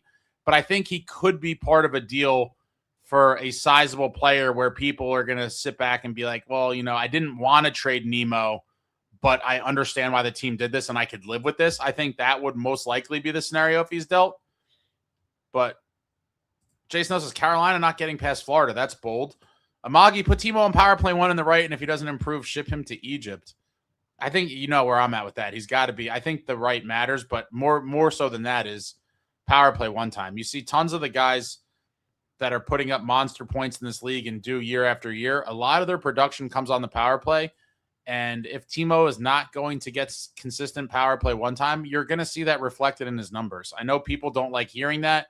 I know Timo has become one of the targets for many. And I get it. You know, he's making a little under $9 million. And so that kind of comes with the territory. But for him to be that 60-ish plus point guy, I think he's really going to need consistent power play 1 time. And I think he deserves it. When you see him roaming around, just looking to uncork the laser from the circle, he's got that blast. He could do it down low. We've seen his finishing ability down low at several points. Timo needs to have a big bounce back season as well.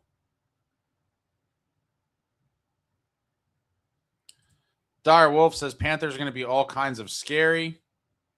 All right, let me see if we could skip ahead. Collect records. Does Billy G have any hesitation giving QH a monster deal in an attempt to keep him, knowing he's got Kaprizov contract on the books? I firmly believe that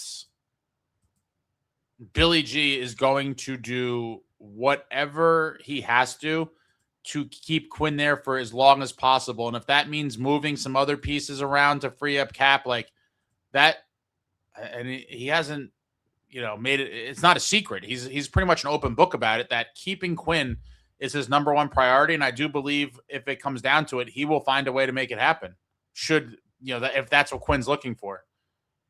Snow Devil says Dougie should be power play 1, not Luke or Nemo. I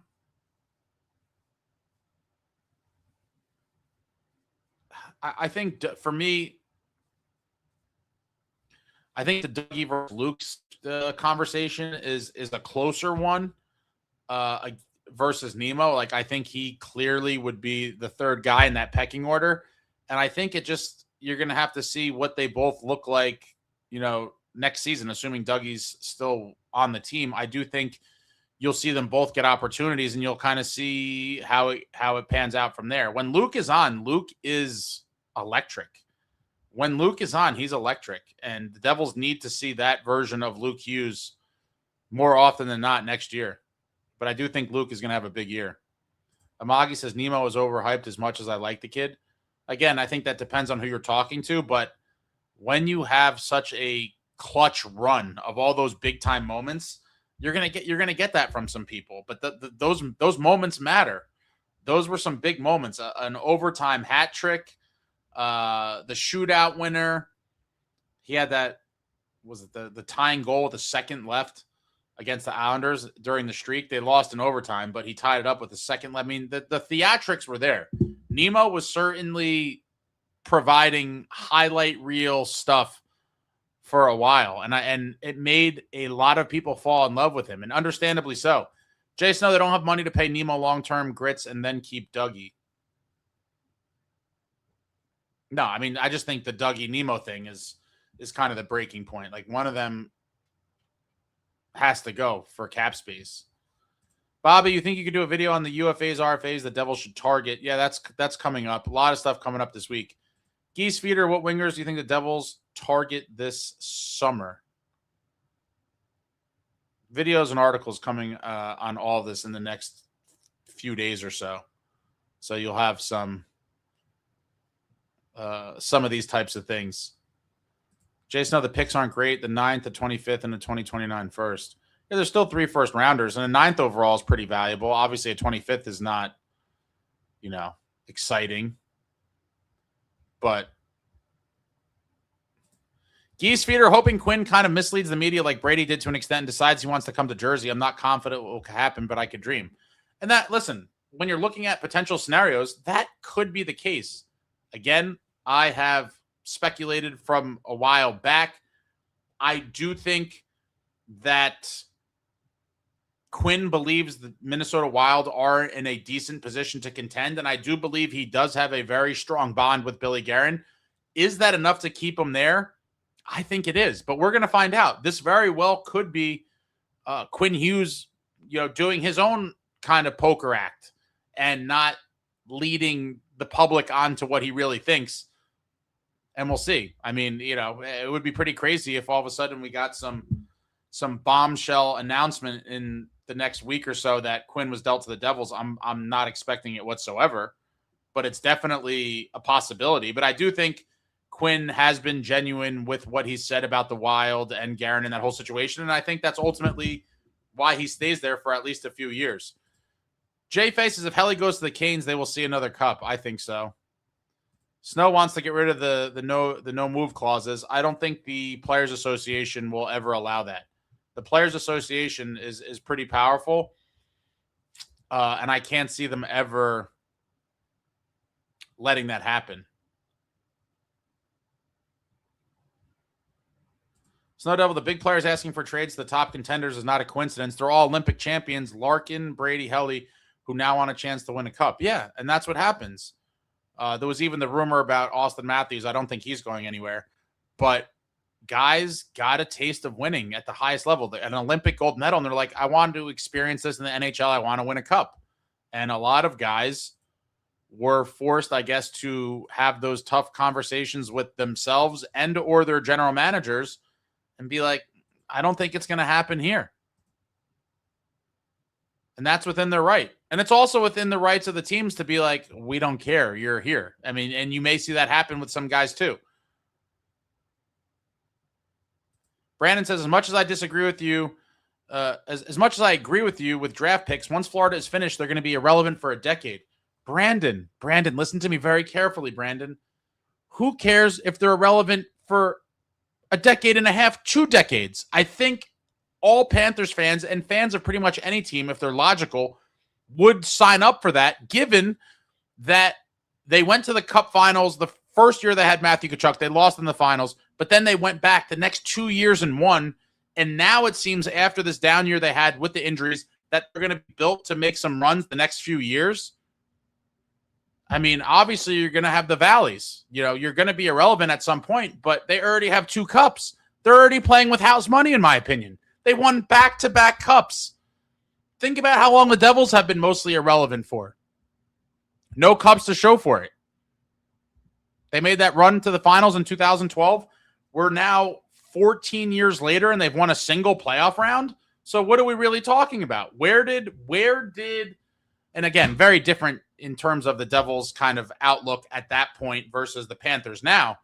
But, you could be going through decades of irrelevance with no cups to show for it. And so I do think Zito and the Panthers are fully playing with house money, and inevitably there is going to be kind of a crash out at some point for the Panthers, most likely, but they got 2 cups, 2 banners in their arena to show for it. Who wouldn't sign up for that?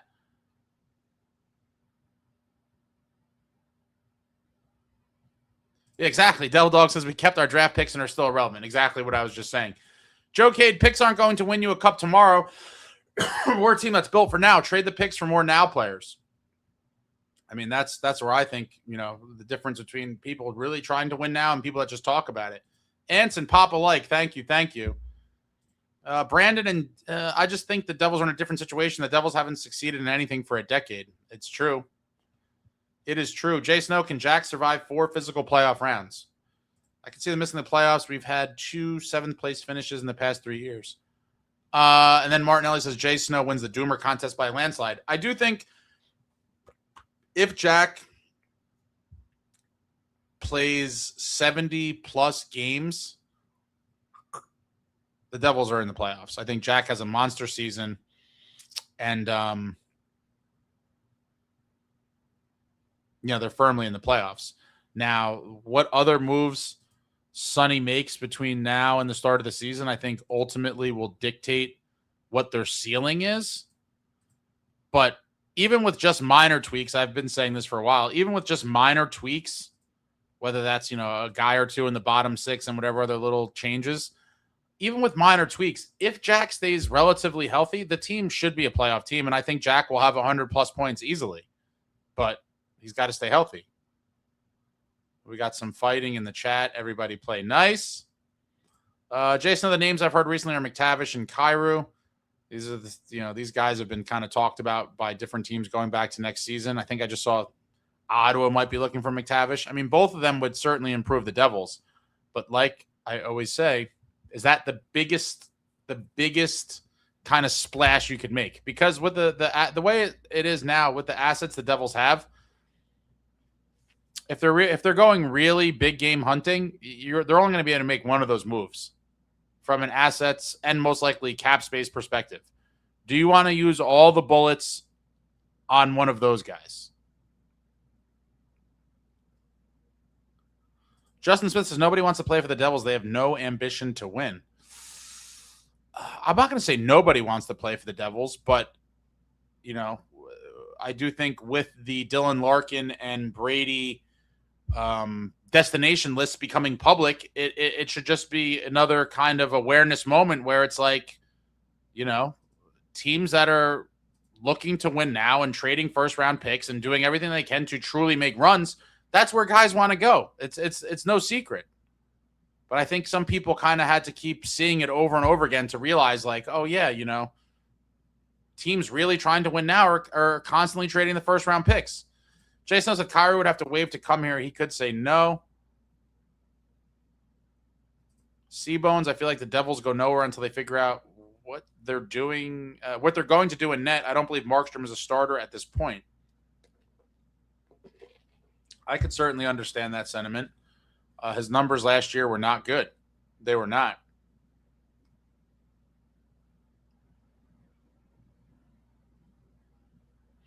Anton says, hope Big Mike is worth the wait. Yeah, I mean, the Devils picked him in the second round a couple years ago with that pick from Utah in the John Marino trade. I think he has franchise goaltender potential. But goalies are tricky. You never know. There's been a lot of goalies, over the last couple decades for a bunch of teams that, teams probably had earmarked as like the next guy, and for whatever reason that didn't pan out. I don't think that's going to happen with Big Mike. I think he's going to be good, but also very young, and goalies take some time as well. Jay Snow, he needs to have a big year at BU.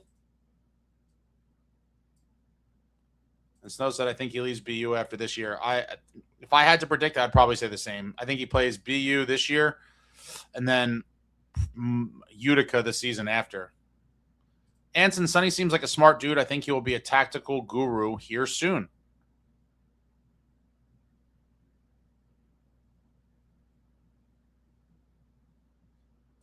Krung's people are sour on the Kova trade. I guess talking about the contract. I don't think anyone complained about the trade. We fleeced Montreal for him, but the extension bothered some people. But he was injured for pretty much the whole season and only played games when the Devils are basically out of the playoffs. Last season is not a fair look. I agree. And I'm very curious to see what he looks like next year. Hopefully more healed up and with something to prove. All right, let me skip down here a little bit. Bobby, oh yeah, Grits. We got Glass. I guess this was for the most underrated guy. Yeah, I'm far behind. I'm catching up here. Most underrated, Brown or Glass, says Anson. Brandon T, I was watching that THG video too. I was screaming, Brett Pesce, no one ever talks about this man. Yeah, that's a good one too. Pesce's a beast. Just eats pucks for breakfast, lunch, and dinner. Brett Pesce is definitely worthy of consideration for the most underrated on the list as well. David Chimes, completely overhauling the blue line is death to next season. 1 to 2 moves max. Anything beyond is crazy. No, I had to pick. I would say it's probably 2. I think you're going to see, the favored scenario of Dougie or Nemo out, and then you might see one surprise of like I would have to believe the most likely ones would be Siegs or Dylan, but Doug says Gritsu, Glass, Haminaho can be a really good line for us. I do think Grits is going to get that top 6 look. I think Dougie is underrated by fans as well. A lot of people just have no appreciation for Dougie Hamilton, but it's going to be interesting to see if he's back. Snow says, I think I'm letting Cotter walk. I think that would depend entirely on what kind of money he's looking for. Let's see something here.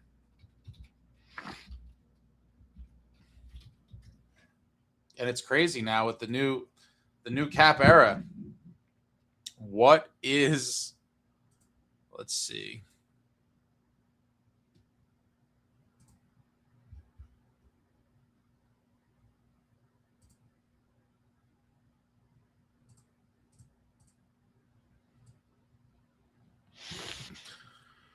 So AFP Analytics has Cotter's projected contract at, he's 26, a 3-year deal at a cap hit of 2.325. 2.325 for Cotter. I'd have to look at everything else going on before I could give an opinion on that. I do think Cotter has potential, but it just, for whatever reason, it just hasn't fully materialized. Bobby said, love to see Sunny make a move for Bork. He would instantly significantly improve our bottom 6. A lot of people throwing that around as well. What's his contract?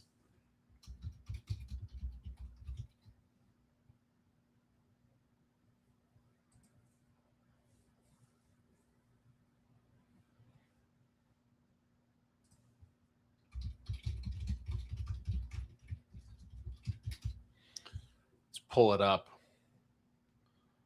Ooh, RFA.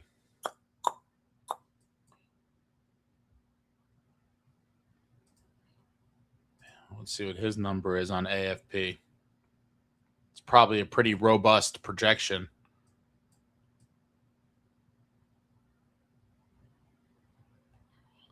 Two years at 2.96. I would have guessed a little bit more. Yeah, that's an interesting one. I mean, Dallas, depending on what happens with Robertson, you could see, and now there's that Dylan Larkin rumor. Who knows how credible that is, but there could definitely be some moving and shaking going on in Dallas. SensFan90 says Tkachuk, Bennett, Tkachuk line will be interesting. Yeah, I mean, interesting would be an understatement. I think that's going to be an absolute nightmare for a lot of teams. And come playoff time, that line is going to be doing its thing. Brandon, if Dougie did his one-timers, I'd still like him, but he completely stopped them. Again, just speculation. I don't know if the shoulder or whatever it was that he had the surgery on, that could be a limiting factor. But if you look, Dougie could still snipe. He still has a crazy like little wrister snapshot where he could pick corners and is lethal. I still believe, no matter what, and I know there's some of you in here, that Dougie Hamilton certainly has value.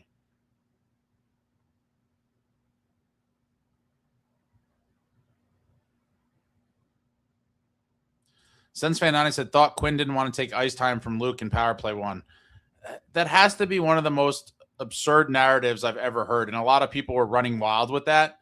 Like, I can't believe there's any merit to that whatsoever. You know, the brothers have all said they wanted to play together. Like, clearly they understood the implications for Luke Hughes if his brother Quinn was on the same team. Obviously, you know, ice time, power play one time, but I think that Luke would gladly take the back seat to Quinn in that scenario.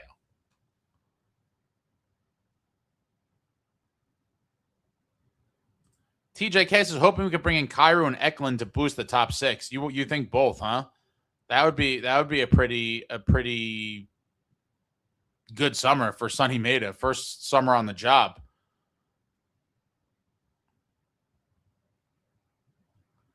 Doug Sebastian says we kept Fitz one season too long. Bobby Haminaho will have a very short leash if he makes the team in October. NJ is close, but they need an aggressive GM. We desperately need another really good forward that could put up 60 plus. I've said forever, I think the top six is the most pressing need and has been since the departure of Tyler Toffoli. You know, Fitz dealt Toffoli, never replaced him with a top six guy, and you know, thought he was going to find the answers in the room, and it just never happened. I do think that is the most pressing need, and it's, you know, going to be a challenge for Sunny to try to get that done. But he definitely has some pieces available to him to make it happen.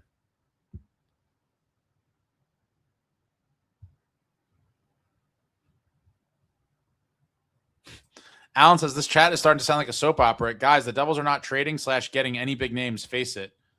I mean, I'd have to say that is the most likely scenario.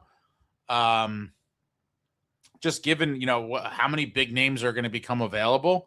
But I also think, you know, Sunny has to be very methodical in kind of getting himself out of the spot the Devils are currently in. And listen, the Devils are certainly in a much better spot than a lot of teams, but there's certainly a lot of things he's going to have to kind of navigate as he tries to get this team to be a true contender.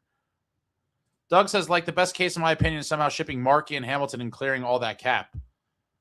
Yeah, I mean, $15 million between two guys, you know, is a ton of cap space.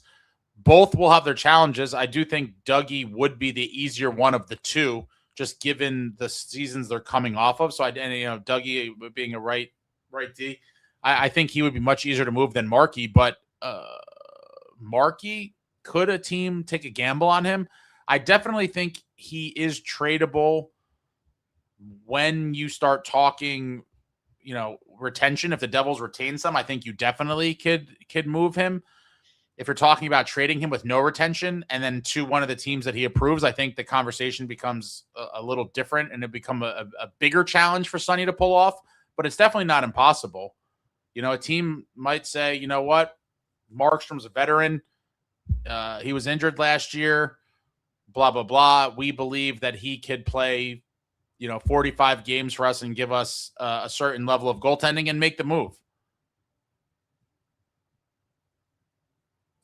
Bobby says, problem with Dawes making the team is you are one injury away from a Dawes Gillies equivalent pair. Yeah, I mean, that would be a sizable gamble. To go into the season with Dawes and Allen is a sizable gamble. It could pay off, and it could be atrocious. TJK, I am riding if we see another offseason with minor tweaks because then I am checked out and expect another trash season. I mean, I don't want to be this guy. But the injuries are bad. Like, the injuries were bad. They really were. Now, do I think the team needs to make real improvements to be a true contender? Obviously.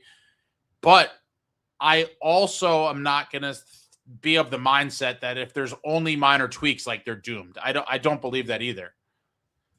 Brandon T, I think Fitz messed up our roster with a permanent losing mentality. I just don't see a world where these losers on the roster are going to win anything. I think with the right pieces brought in around them, they could be winners. I firmly do believe that. It's just that is the challenge, is to bring in the right complementary pieces to propel them from a team that makes the playoffs and either wins a round or gets beat in the first round, to a team that is capable of winning a couple rounds and maybe and beyond, making a conference final or further.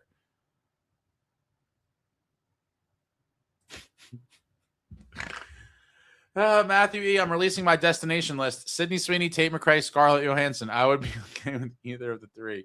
Doug, Jack, almost 100 points, and Nico was at 80. I think next season Jack has a big season. I really do.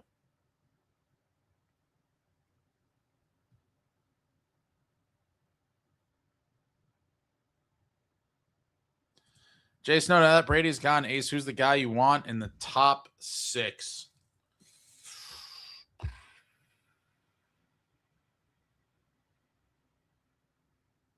I don't have like because I like to keep it somewhat realistic. You know what? I like these types of things to be rooted in realism. So I'm gonna have to get back to you on that. You know that what the answer was prior to yesterday.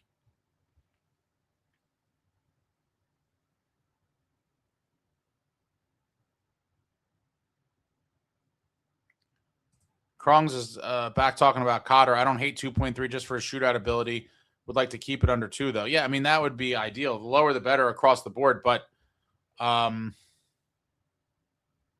while shootout ability doesn't mean Jack in the playoffs, when you see, or at least when you saw last season, and a lot of seasons this happens, when the playoff race is so tight, some of these shootout games could be the difference between, making the play, on an extreme example, making the playoffs and not making the playoffs, or it could be a big seeding thing when you're talking about such a close standings. So, could a couple Cotter shootout goals make a sizable difference in a playoff outlook? It definitely could. The Devils also need to get more games to overtime next season and not just lose in regulation. Anson Meadows, would you rather be a GM or a head coach? Easily a GM. Definitely a GM. Tim, should the Devils trade up to the Leafs and select McKenna first overall? No. That's not going to happen anyway. They're obviously drafting that pick with that pick.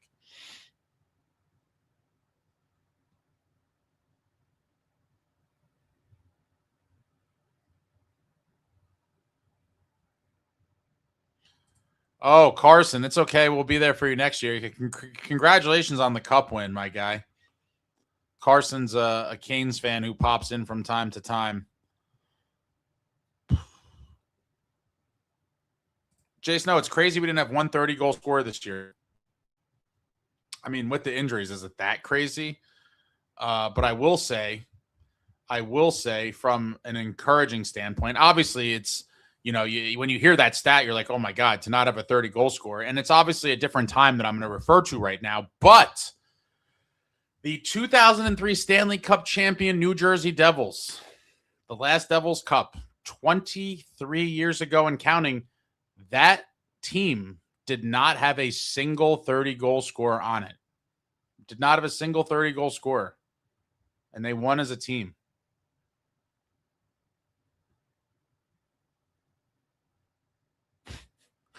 Bobby says the Canes got lucky. The Devils weren't there to eliminate them. Oh, yeah, totally. Totally.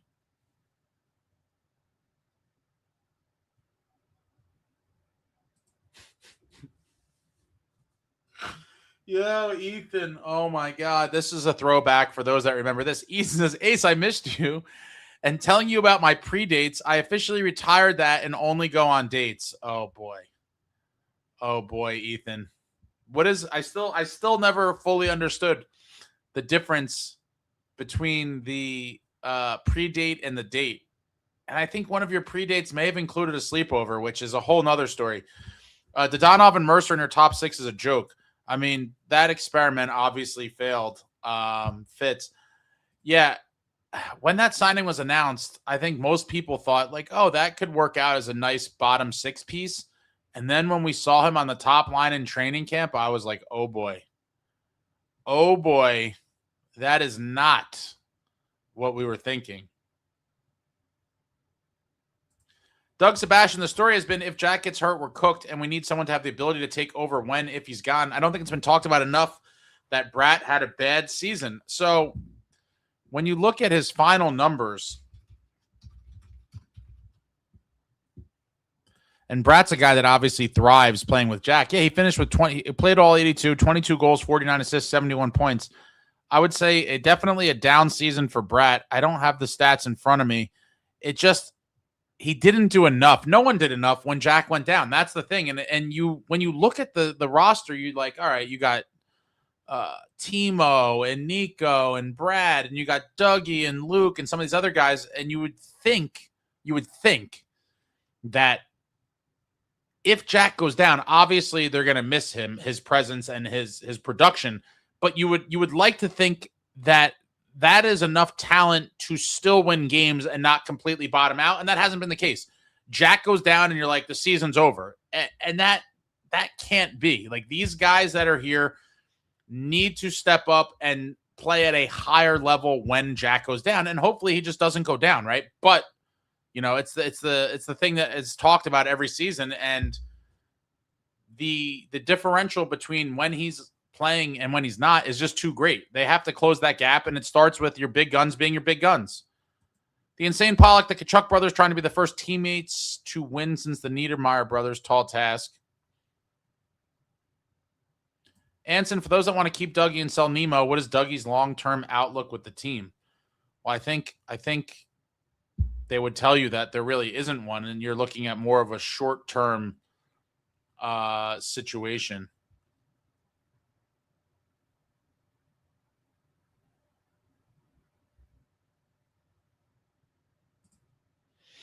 There's a couple people in here that are super high on him. I don't know. I don't know if it would be. What would be the incentive for Vegas? Watching the World Cup, go USA. Is that on right now? I haven't watched a second of World Cup. I've been busy with all kinds of stuff.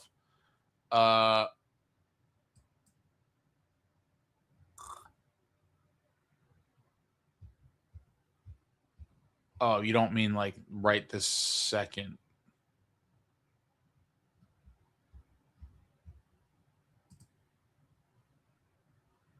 Shows how much I know about soccer. You want to give us a name, Ace? It's got to be realistic. I'm not going to just throw out crazy stuff. I mean, I don't. There's a couple guys that I'm going to put it in the video. There's a couple guys that I have never even heard a thing about potentially being moved, but I think that the Devils should at least inquire on.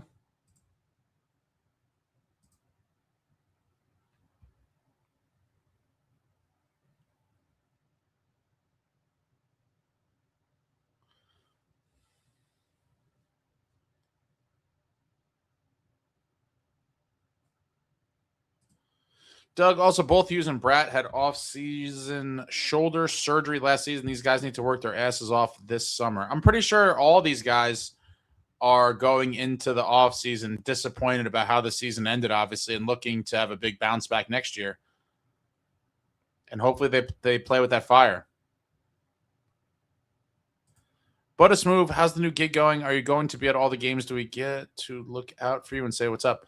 I will be at all of the home games and probably some of the closer road games. But yeah, I'll be walking around. I'll be around. Samuel, this team was great when they built lines, not stars. The egg line, the A line, the crash line. Stop looking for a star savior. Look for lines that could really play. I think with all of the injuries and things that have happened over the last few seasons, and I think it's just the nature of a lot of teams that just looking to shake things up when they're going through slumps. We haven't really seen long-term, like super long-term line combinations that stuck and got it done. And again, I hate to keep bringing up the injuries, but Mercer was off to a hot start last year. I think he was over a point per game through the first 12 or so games when he was playing wing. Then all the injuries happened. Then they moved into center, and he was moved all around, and he never picked back up that pace. But I think a lot of people like seeing the chemistry of long-term lines, and maybe that's something that can be formed next year.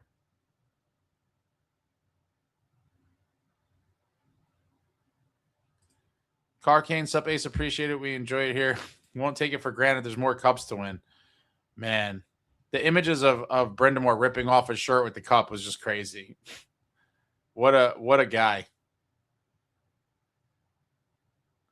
Jay Snow, that was a different time. I wonder what the average score of a game was then. That is an interesting, let's see.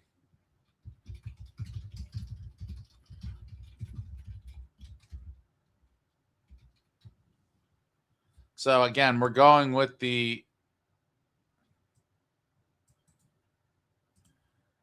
I'm going to have to see if there's even any way to fact check this. But that is an interesting point you bring up.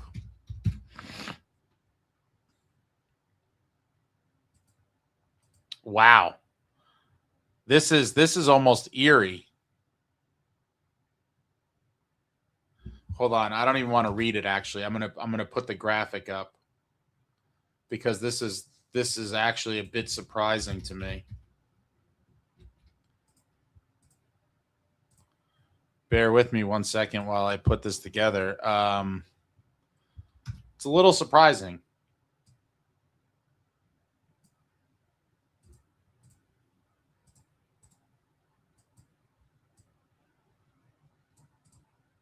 I think your mind's going to be blown.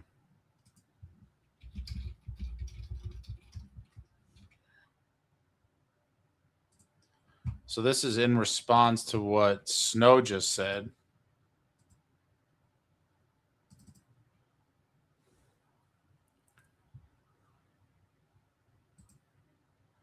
During the 02-03 NHL regular season, the average scoring rate was 6.19 goals per game league-wide, blah, blah, blah, blah, blah. And then we go to the 25-26 season. The NHL averaged 6.2 goals per game during the 25-26 regular season. So it's literally almost identical. You're talking about a tenth of a goal. Or no, it's not a tenth of a goal. It's a 100th of a goal. Sorry, guys. It's been a long time since I've been in math class. Yeah, you're talking about a 100th of a goal difference, nearly identical. It's pretty wild, Snow. That was surprising to me.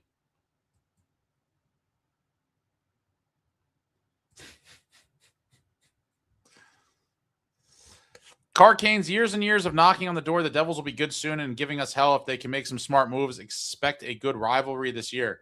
Is that like a reverse jinx?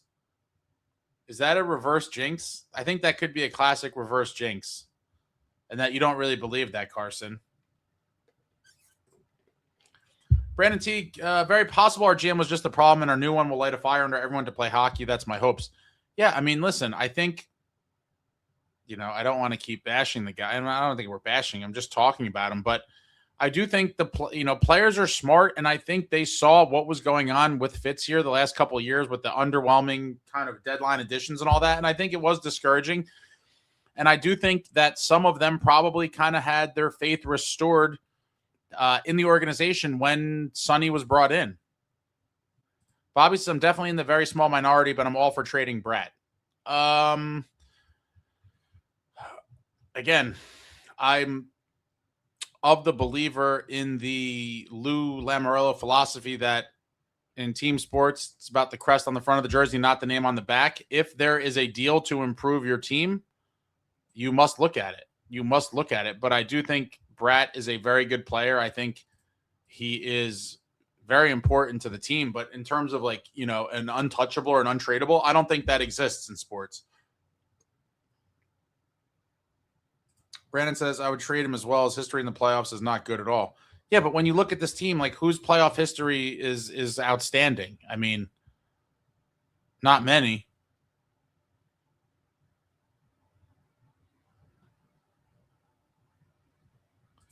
Trevor95 says, look at Vegas. They trade away all their futures, and they're always in the conversation. Yeah, a team that is dedicated to winning and is dedicating to win now. Trade the picks and stay competitive. It is crazy when you look at Vegas, like almost every time there's a big name free agent or someone about to get traded, like they're always rumored to be in on it. And I think they are. Like they're legitimately trying to be in on all these deals because they have a true dedication to winning and winning now.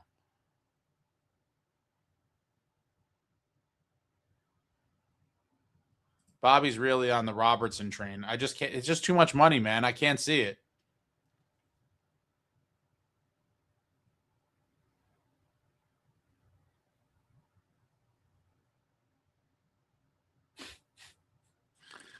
Buttis Move says this is the year. Carson Robertson is in the rumors. Tuck is a free agent. You guys going to grab one? If I had to bet on it, I don't think we see a move like that this summer. I could be wrong, but I could see a world where Sunny goes into the season with some more of the minor tweak type stuff and leaves himself the ability to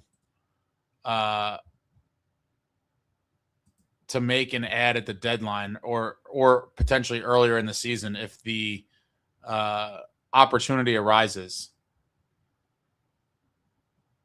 Doug says, okay, guys, now that Brady's gone for good, the new pipe dream is Connor Hellebuck. Yeah, I can't see that one either, but that would certainly be interesting. I mean, that's certainly a win now move.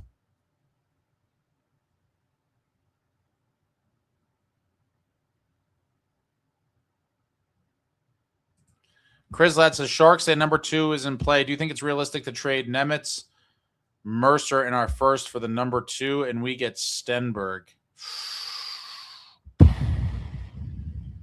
I mean, no, I mean, I don't think it's realistic for a number of reasons. I don't know.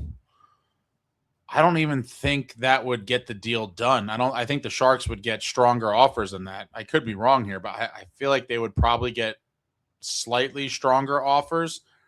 And I feel like if the Devils were going to put that package together, again, I could be wrong, but I think they would be more inclined to get a big time win now player versus Stenberg. Like, what is is Stenberg?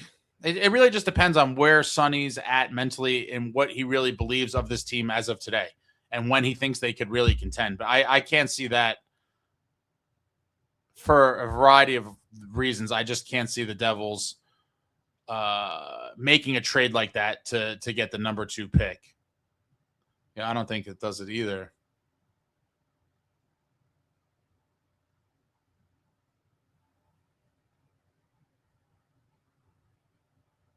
Samuel says, remember the second Cup team lead the league in scoring? Just how boring it was? Trap my ass. The 2000 Devils was a lethal offense. The A-line, you had Mogilny, Gomer. I mean, they had some weapons. Doug says, chance of the Devils trade the 12th overall. I think pretty good. But I don't think, if there's not a good deal. If I had to guess, I would tend to believe that Sunny would prefer to trade it. Now, if a appropriate deal doesn't materialize, I don't think he's going to just make a bad deal for the sake of trading. And so I think that the Devils would draft with it if there's not a sensible deal beforehand. But I do think they will look to deal it in one of these moves to improve the team with win now guys.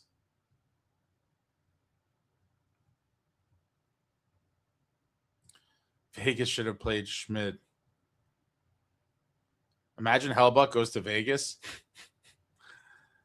Carcane says, imagine Mehta is worse than Fitz. Not possible. Absolutely not possible and not happening. Amagi, Tort's calling the media stupid for asking if he'd play Hill was so arrogant and dumb. Oh, yeah, that was Johnny Lazarus that asked that question. I was a bit surprised at the way Torts reacted to it. I thought, I think most people thought it was a very fair and sensible question, but Torts is going to be Torts, and he kind of ripped into him. I don't think it was called for whatsoever. I think it was a valid question, given that I think Hill was the first goalie ever in Cup Finals history to give up 4 goals or more in that many games.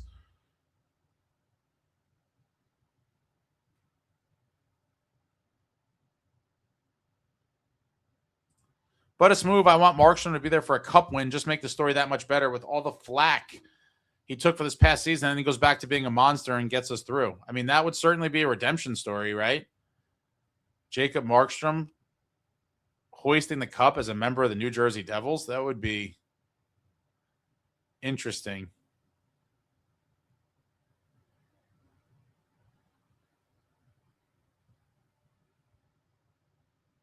Jay Snow, I heard there should be another couple big trades before the draft. I hope Sunny's working the phones. I mean, he's definitely working the phones. Justin says, I don't think Markstrom bounces back. I think he's done. It's definitely possible. You never know. You never know, and you're not going to know until it happens. It's one or the other, right? It's either going to be a bounce back or confirmation of the end. Jay Snow, Sunny could be playing poker in Atlantic City right now, and I don't think Sunny's going to be playing poker in Atlantic City. Although that'd be hilarious. Which, by the way, I'm a recreational poker player. I haven't played in forever. I kind of want to play now, but that would be hilarious to see Sunny on a poker table. SJ needs someone that helps this team when Jack inevitably gets injured. Well, it starts with the guys that are already here. Play better if that happens, period. And then obviously adding to the top six would go a long way in easing that pain if Jack goes down as well. TJK says, Torts knew Aiden Hill was 1,000 times worse than Carter Hart. I want Markstrom gone.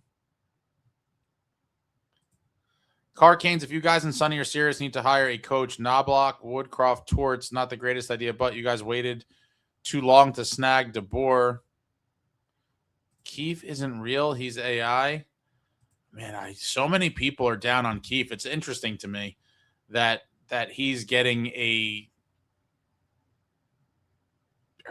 blamed by a good portion of the fan base. I just don't think he's had really a fair shake between all the injuries and Fitzgerald not really doing anything to help him out. I just don't know why so many people are bloodthirsty for him. But we talk about this a million times. I think it's just many people, it's easier just to, point the finger and be like, that guy's the problem, that one guy. The coach is the issue. Get rid of him and everything's fixed. And I don't think it's quite that simple.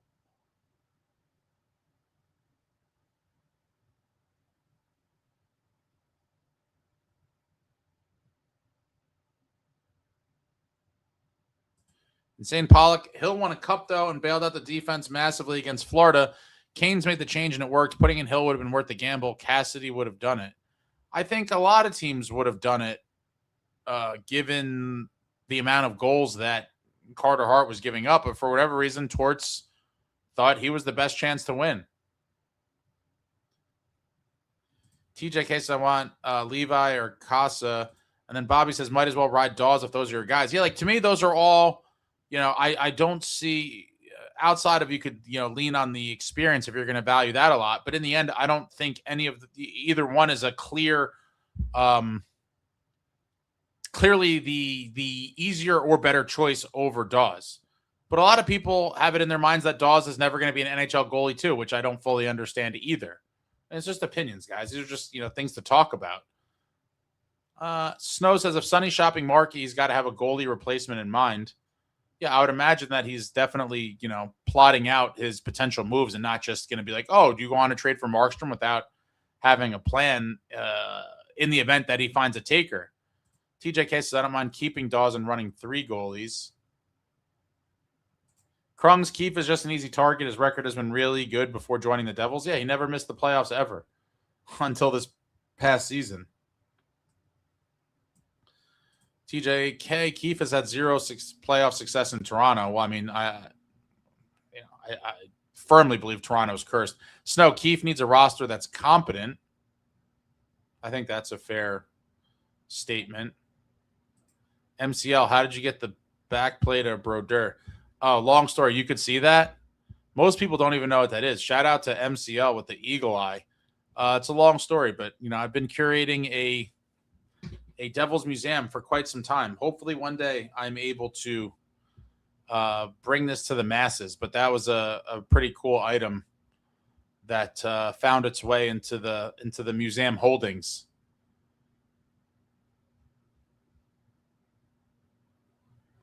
Rod couldn't get past the Eastern Conference Finals until he did.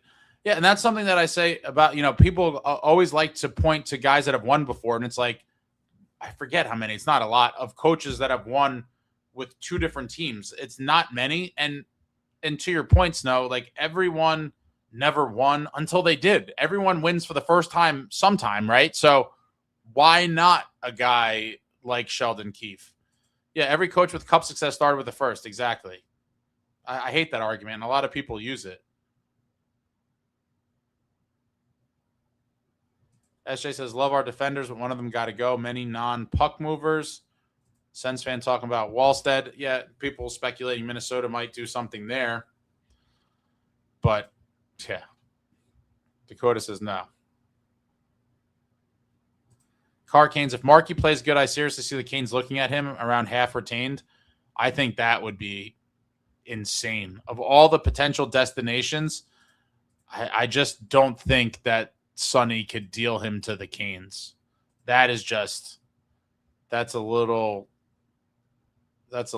too much, I think, to a team that has historically owned the Devils and now trade a goalie there who's going to really be looking to stick it to you every time you play, giving him that extra incentive.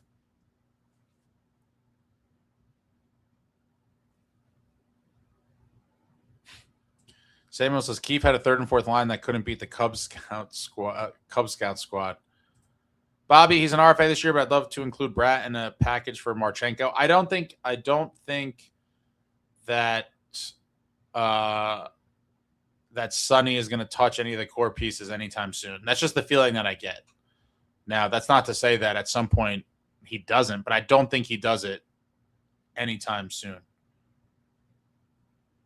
Oh, yeah, Jack Hughes is definitely not getting traded. Who's talking about that? I'm trying to keep up with the chat. There's zero chance Jack's getting traded. Markey in Florida would be interesting. Would they take that gamble? You'd have to imagine Markey would definitely agree to go there. I think almost any player in the league, if you were looking at a potential trade and you were like, hey, will you go to Florida? I think most of them are going to say yes. And probably even more so today than yesterday, as if they needed the extra boost. But now with Brady there, Bobby said Devils not eating salary for the Canes. Even without retention, I don't think they would do it. I think that's one of those really risky ones where that could really come back to bite you for a team you're kind of playing catch up with to begin with. And says, I think NJ Draft Belchits are calling at 12. Would Columbus move him in the division? Yeah, well, that's the thing. Division trades are sticky because do you want to face this guy that many times a year now? A lot of teams prefer to trade him out of the conference if they can, never mind the division. Car Canes wonder what Bobrovsky is doing. Florida wanted a first-round pick from us for him at the deadline, and we said no. Hearing he wants too much money. I mean, those reports were crazy. If those reports are true, it was like he wants a multi-year deal. Like, it's a crazy amount of money. Like, he may find himself on the unemployment line if he doesn't budge from that. Matthew E., if Jack wants out and requests a trade, will his Jack's not requesting a trade, guys. What are we talking about? Yeah, the income tax is nice, but that's just kind of the cherry on the sundae of everything else. The guys they have there, their outlook for the next few years. Jason says Markey to Edmonton would be nice, but he won't go there.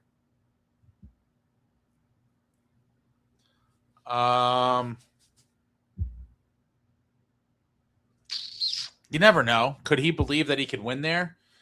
Would that be enough? Would that be enough to get Markey to go? I'm taking a quick bathroom break, then we're going to wrap it up, folks. I'm going to leave you with the Hall of Fame graphic for a second. I'll be back in 1 minute. Give me what else you got, and then we'll start wrapping up. Appreciate everybody for coming out for the off-season chatter, the eve after the bombshell around the league. Brady to the Florida Panthers. Bill Zito getting it done once again. But throw it out there. We're going to start winding down. Whatever you got, thoughts, comments, questions, suggestions, complaints, whatever you got, throw it out there. I'm back in a minute. Be right back. Be right back.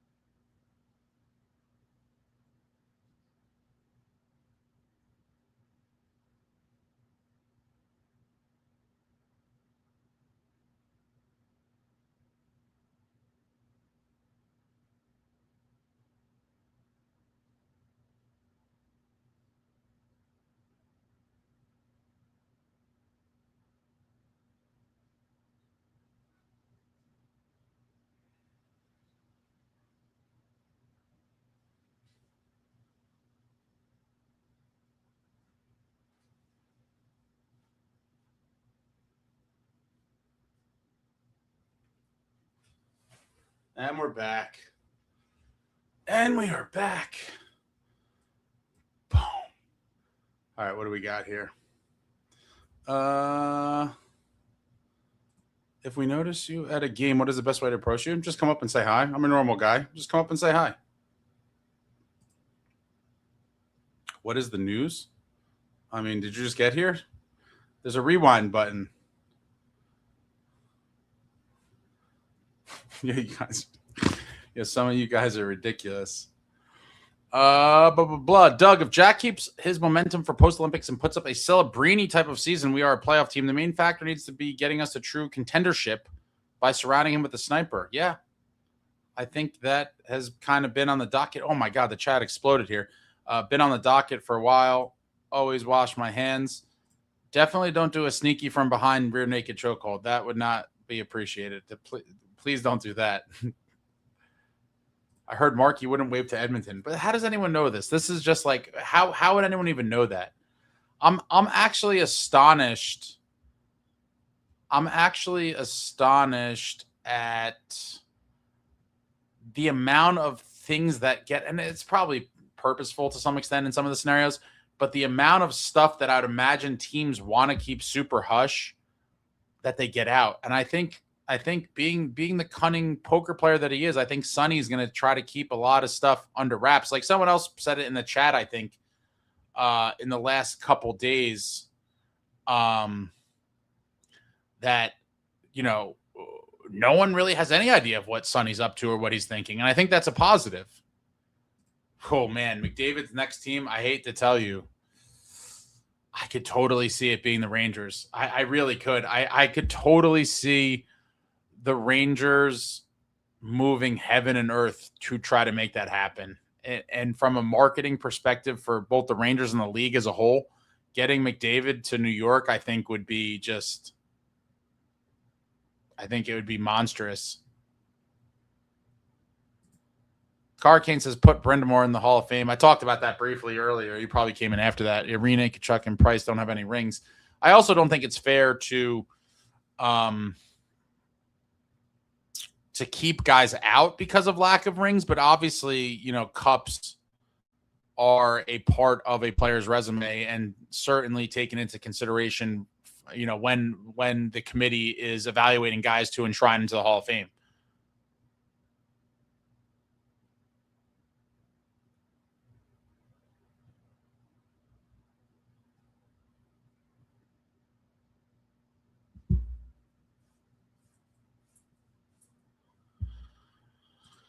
Since I doubt Vegas resigns him, how would the Devils go after Dorify to play on Jack's wing? What is his? I want to see what his projected. It's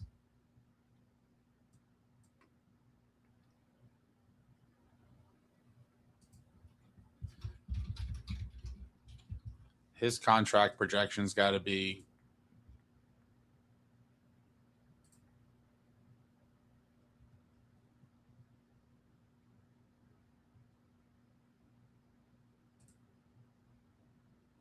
Oh, so they did another short-term, long-term. Yeah, that's pretty much what I thought. They got the long-term at 6 years at just under $9 million, $8.99 million, and then they have the 2-year projected at $6.2 million.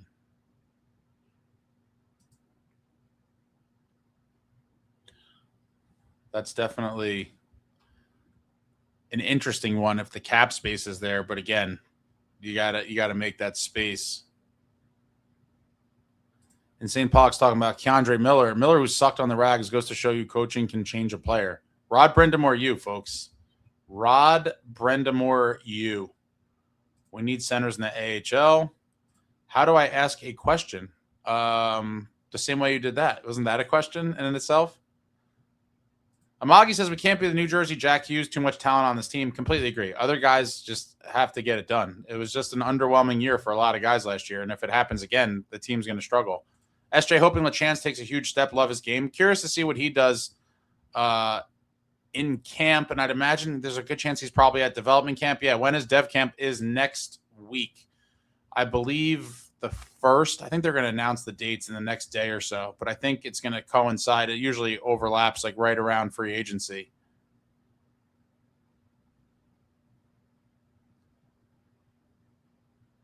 Samuel says, Lou didn't tell anyone anything, not even the time the clock was on the wall. TJK says, McDavid ain't going to the Rangers. They are rebuilding. I think you underestimate some of the other external elements and how quickly things can change. I think he could be sold a bill of goods. Listen, there's other things outside of winning, too. I think he does want to win. I do think there's a scenario where they could give him some plan where he thinks, that he has the potential to win there. I don't know. It doesn't seem like he's moved by money. He gave Edmonton that deal, that team-friendly deal to kind of get it together and make a push. But the off-ice business for Connor McDavid in New York would be insane. Yeah, Vegas could be in the mix too. Colorado or Vegas. I mean, wow. Talk about the rich get richer, right? I mean, wow. You throw McDavid on one of those teams.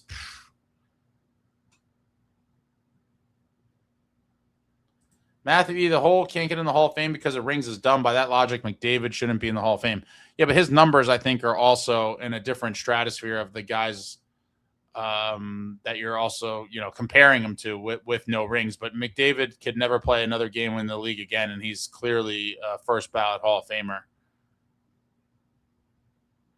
SJ, I want McJesus to be a one-team guy like Ovi or Sid, but probably won't happen. I can't see it. But, who knows? Again, things change quickly. Maybe they make the right moves that keep him happy and he stays there. But he's got to be super frustrated right now, especially after he gave that deal to try to give them some flexibility to improve the team around him.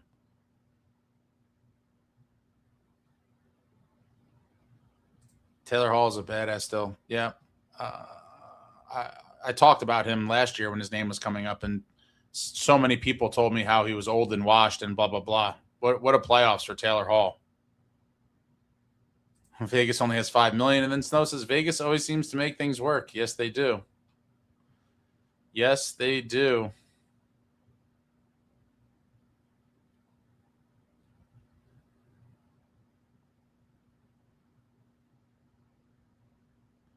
At this point, I think you're right, Bobby. I think he does care mostly about winning.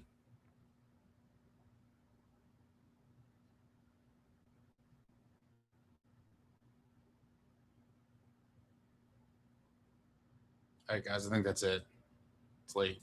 This went on longer than I thought. Appreciate you all. Thank you for coming out.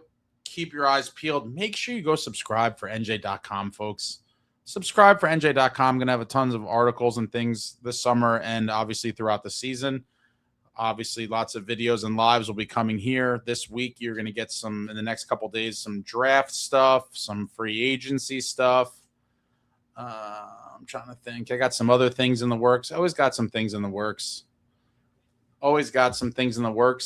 And I will see you all soon. Hit the thumbs up. Obviously, if you're not subscribed already, what are we waiting for? Subscribe.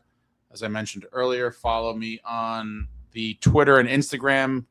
Those links are pinned in the chat. And I think that's it. Yeah, it's late. It's late, folks. It's late. Back soon. Like, comment, subscribe, and all that jazz. Until next time, friends, I'm out.